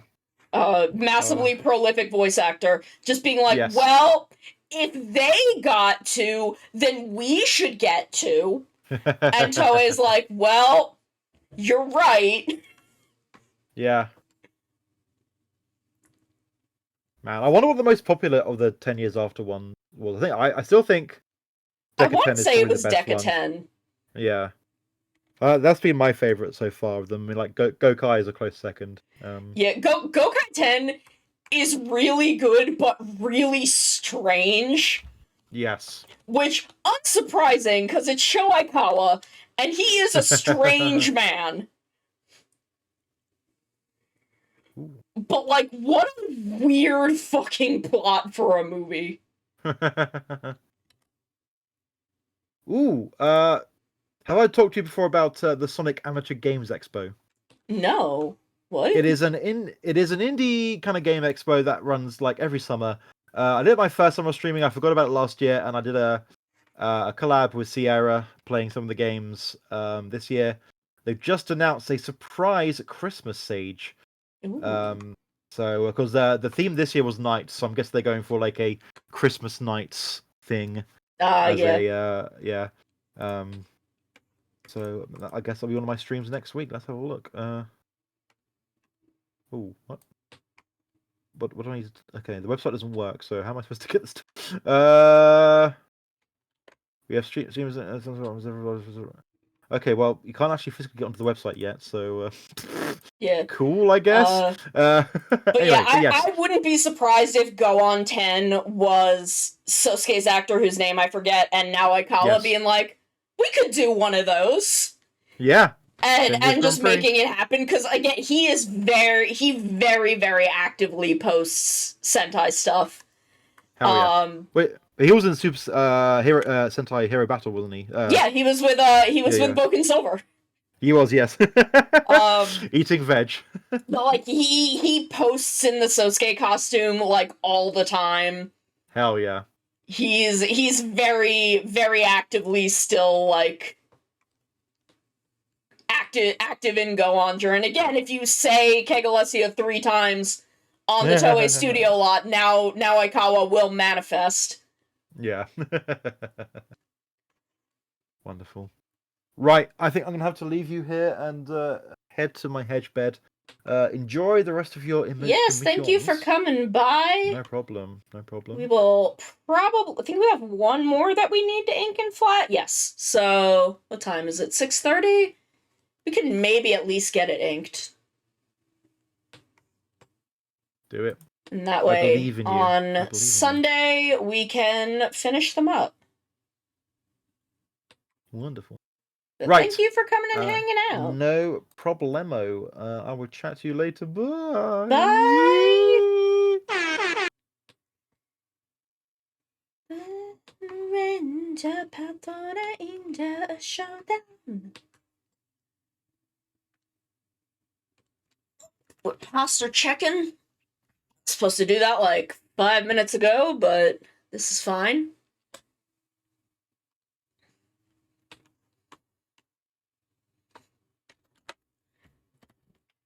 This emote is going to be so much cuter when it's rendered. Like, right now, it's actually a little scary. but my wife is beautiful, so it's fine.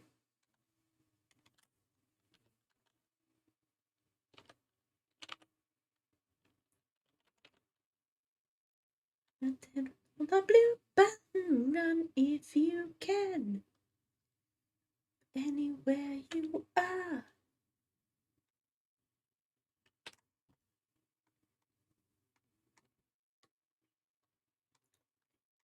Run if you can.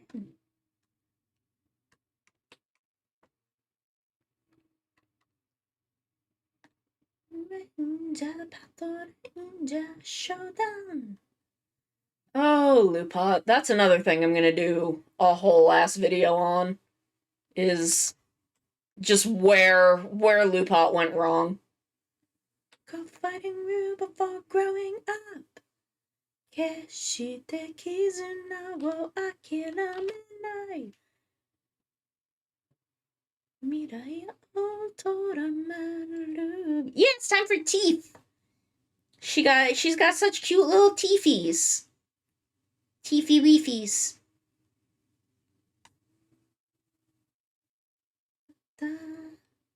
She's so cute.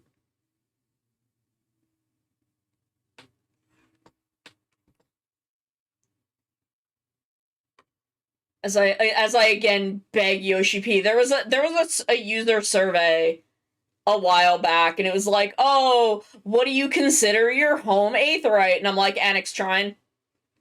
I fucking live at Annex Shrine, Yoshi P, and it's like, what character would you want to see in, like, side quests? I'm like, Vidofnir. Please. Please, I get so happy every time we get to go see Vidofnir. Please, Yoshi P. Please. Let her do things. And I think I mentioned, like, oh, we had this whole thing with Ajdaya in the patch MSQ. I would love to get to see the dragons, like, really start interacting again and all that. There she is. There she's, my wifey. My beautiful wife. Look at her, she's so cute.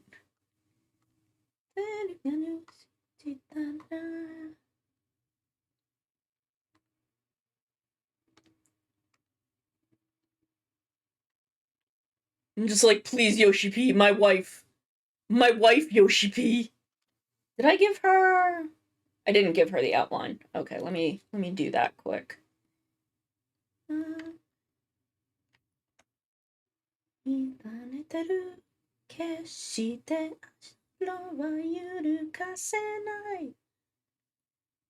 I did do it. Okay.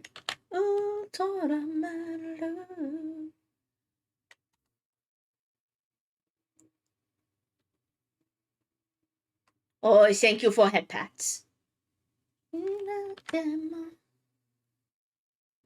Thank you for head pats.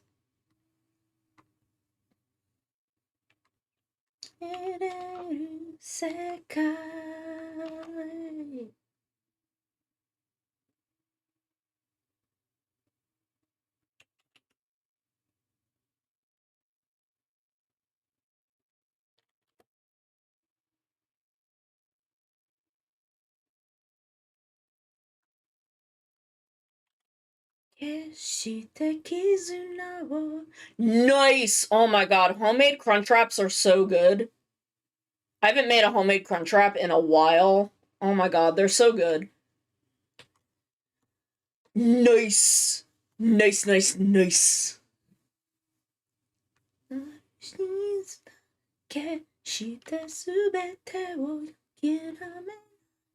need to put Reese up here because I don't remember what Reese's outfit looks like. Go to the shining.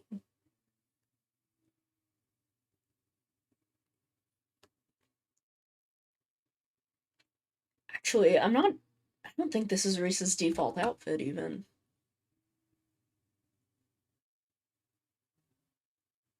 No, because this isn't the... Let me look at the... Not Idleshire. Shit, what's it called? Evilise. Evilise Bard gear. Because I know that's Reese's default outfit.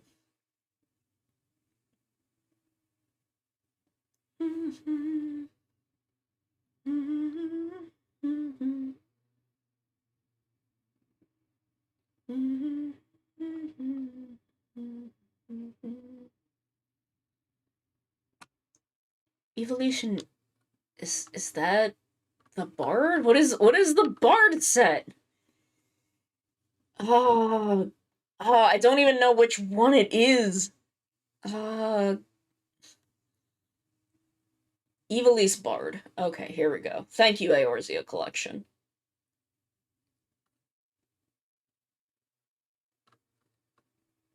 Would you, why can you not show it to me in lighting that isn't shit?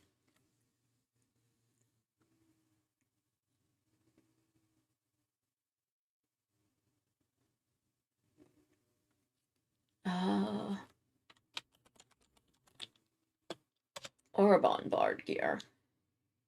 Orbon.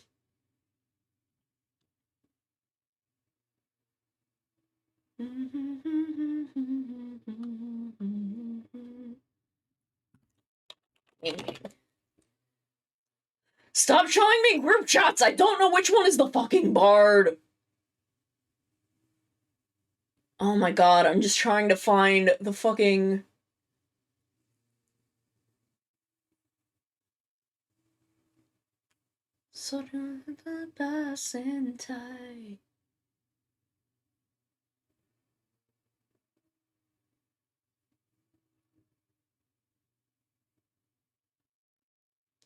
Superstar. Why is this so fucking hard? Okay, Machinist. Thank you, Eorzea Collection.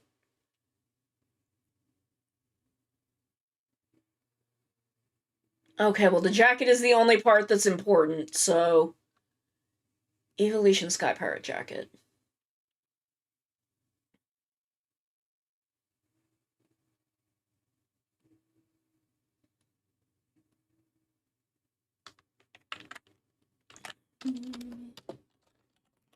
Evolution Sky Pirate gear. Sky Pirate set. There we go, that's what I need.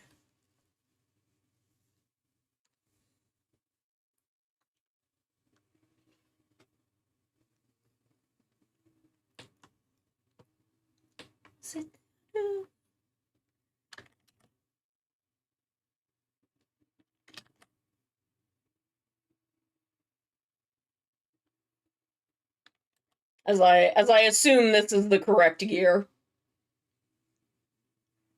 It's like you're no superstars.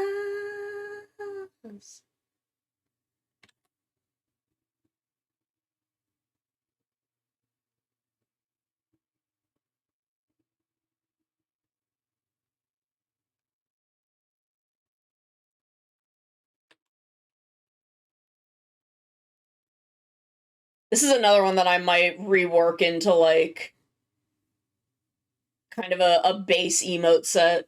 Because the blow kiss is very cute.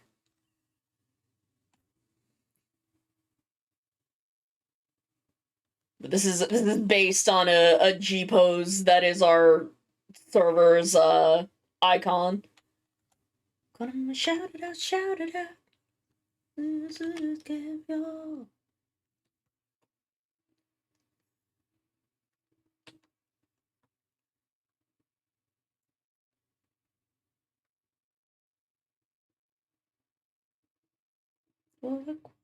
What's up? You over quarter. Let me save.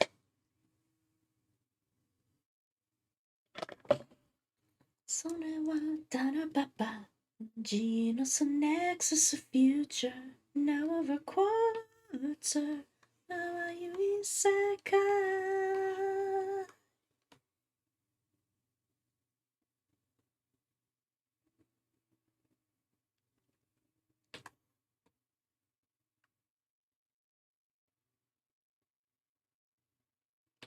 Because Reese is just like this.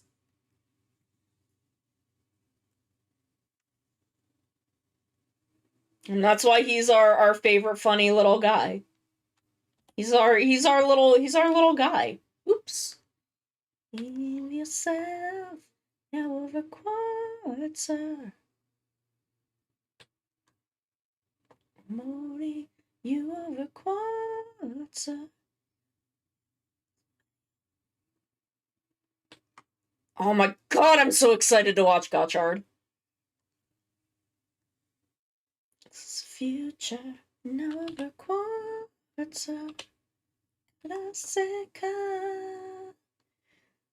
Like, I'm sorry, I am just so fucking excited about Gotchard.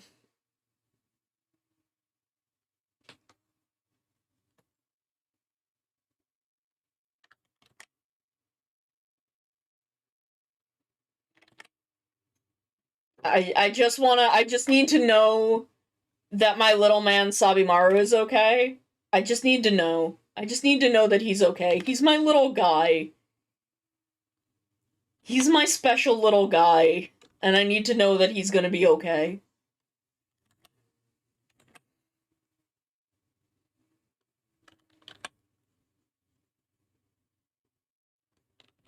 Like, have you ever just had a character that you looked at them and you're like, that's a special little guy. That's just a little dude doing his best. And if anything happens to him, I will destroy everything.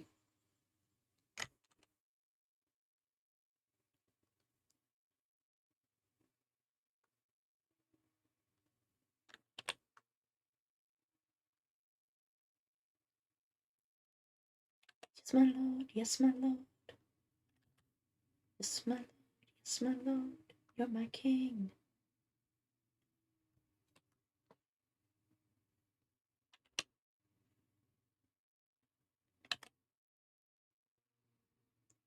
Chiquilla, be the one, be the light.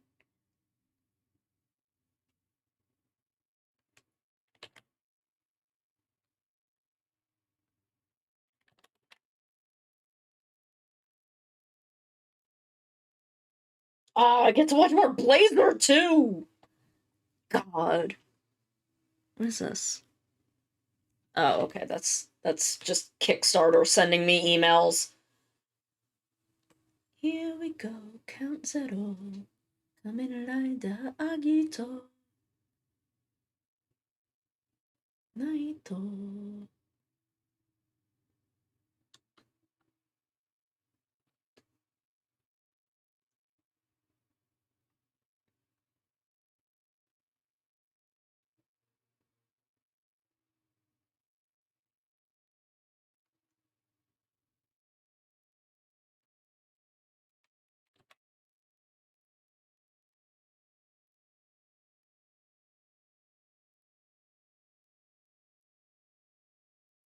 Imeru no sa. Eta nakama tachi yo. Omoi no mama ni.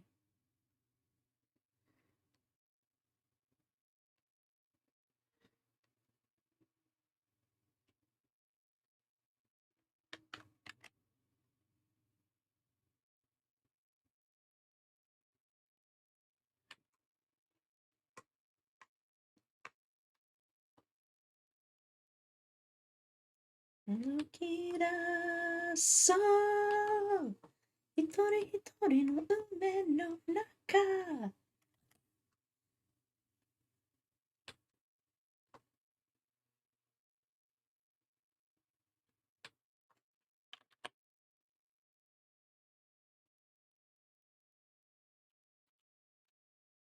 Jime wo.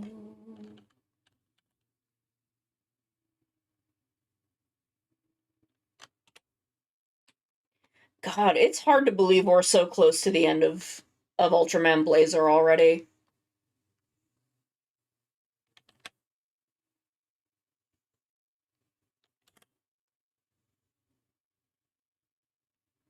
Like, it is another show that definitely feels like it could go on for like twice as long as it will, because there's just so much stuff that it seems to have just not even touched yet.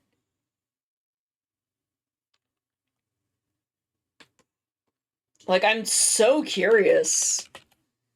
Like, we know so little about Blazer himself and how he connects to the larger universe of Ultraman and where he comes from, what happened to his face.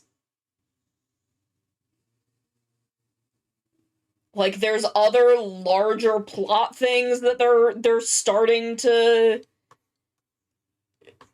like show, and I'm just like, where are you gonna find the time for all this?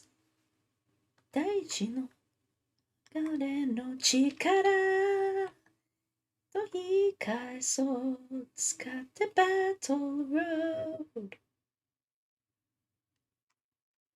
Matsuyo naru enkai naro toko let's go.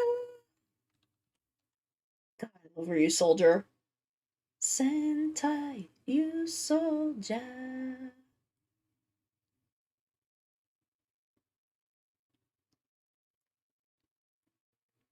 Nanto. Nare. Name. Usoru. どんな時でも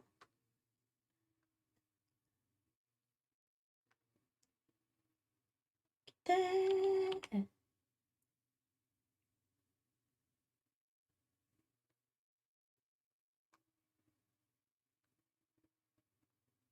くなる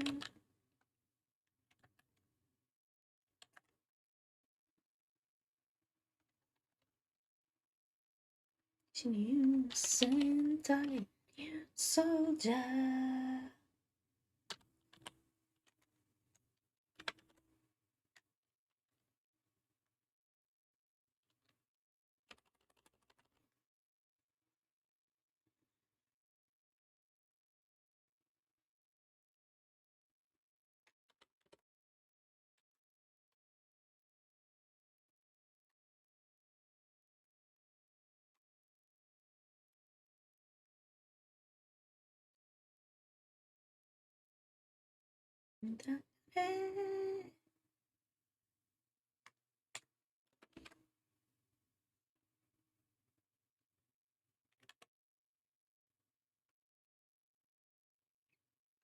広くなる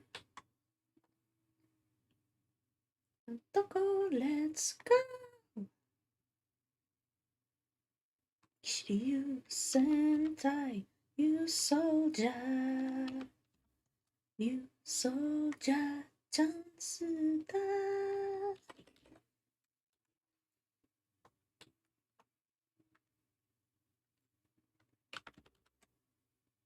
Oh my god, I'm so excited for Toku tonight. I think we're gonna watch... Oh, it might be more Zero stuff. I can't remember if we're watching Zero or Gridman. Oh, it's almost... Oh my god, it's 7 already?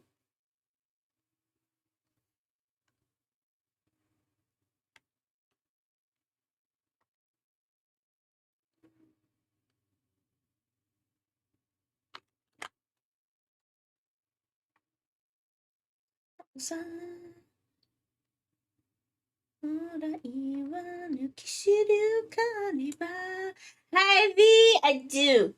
I will absolutely snuggles. I love y'all. I love y'all so much.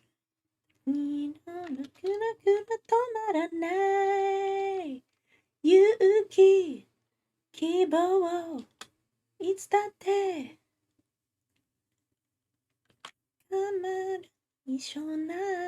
Merry Christmas! Let's save this. Let's give this a save and see. My buttons are not working. Na, na, na. There we go. Okay, I have to check Twitch directly. You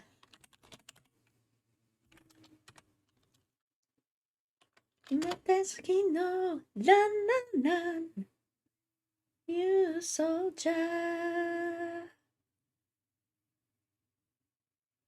Oh, the Game Awards are tonight? Hi, Kutai! Or hi, cutie? Hi, cutie! That's a cute name. That's cute as fuck. I love that. Thank you for the follow. Who can I send y'all out to? Who can I send you to?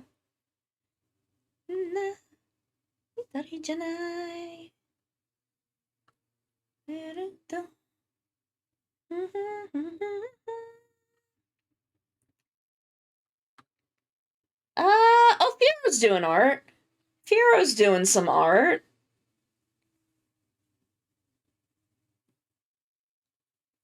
I'm gonna send y'all off to Fiero. I'm gonna pause this. I will be back tomorrow doing either working on my 3.0 model or doing something else. Probably working on my 3.0. That's kind of the plan. But we'll be back tomorrow to work on that, and then Sunday we're gonna finish these emotes. Thank y'all so much for hanging out and working with me today. I love y'all so much. Y'all are so wonderful, and I'm gonna send y'all off to Firozera, a fellow kaiju. Y'all be good. Y'all be nice. You have a wonderful evening, and I love y'all very, very much.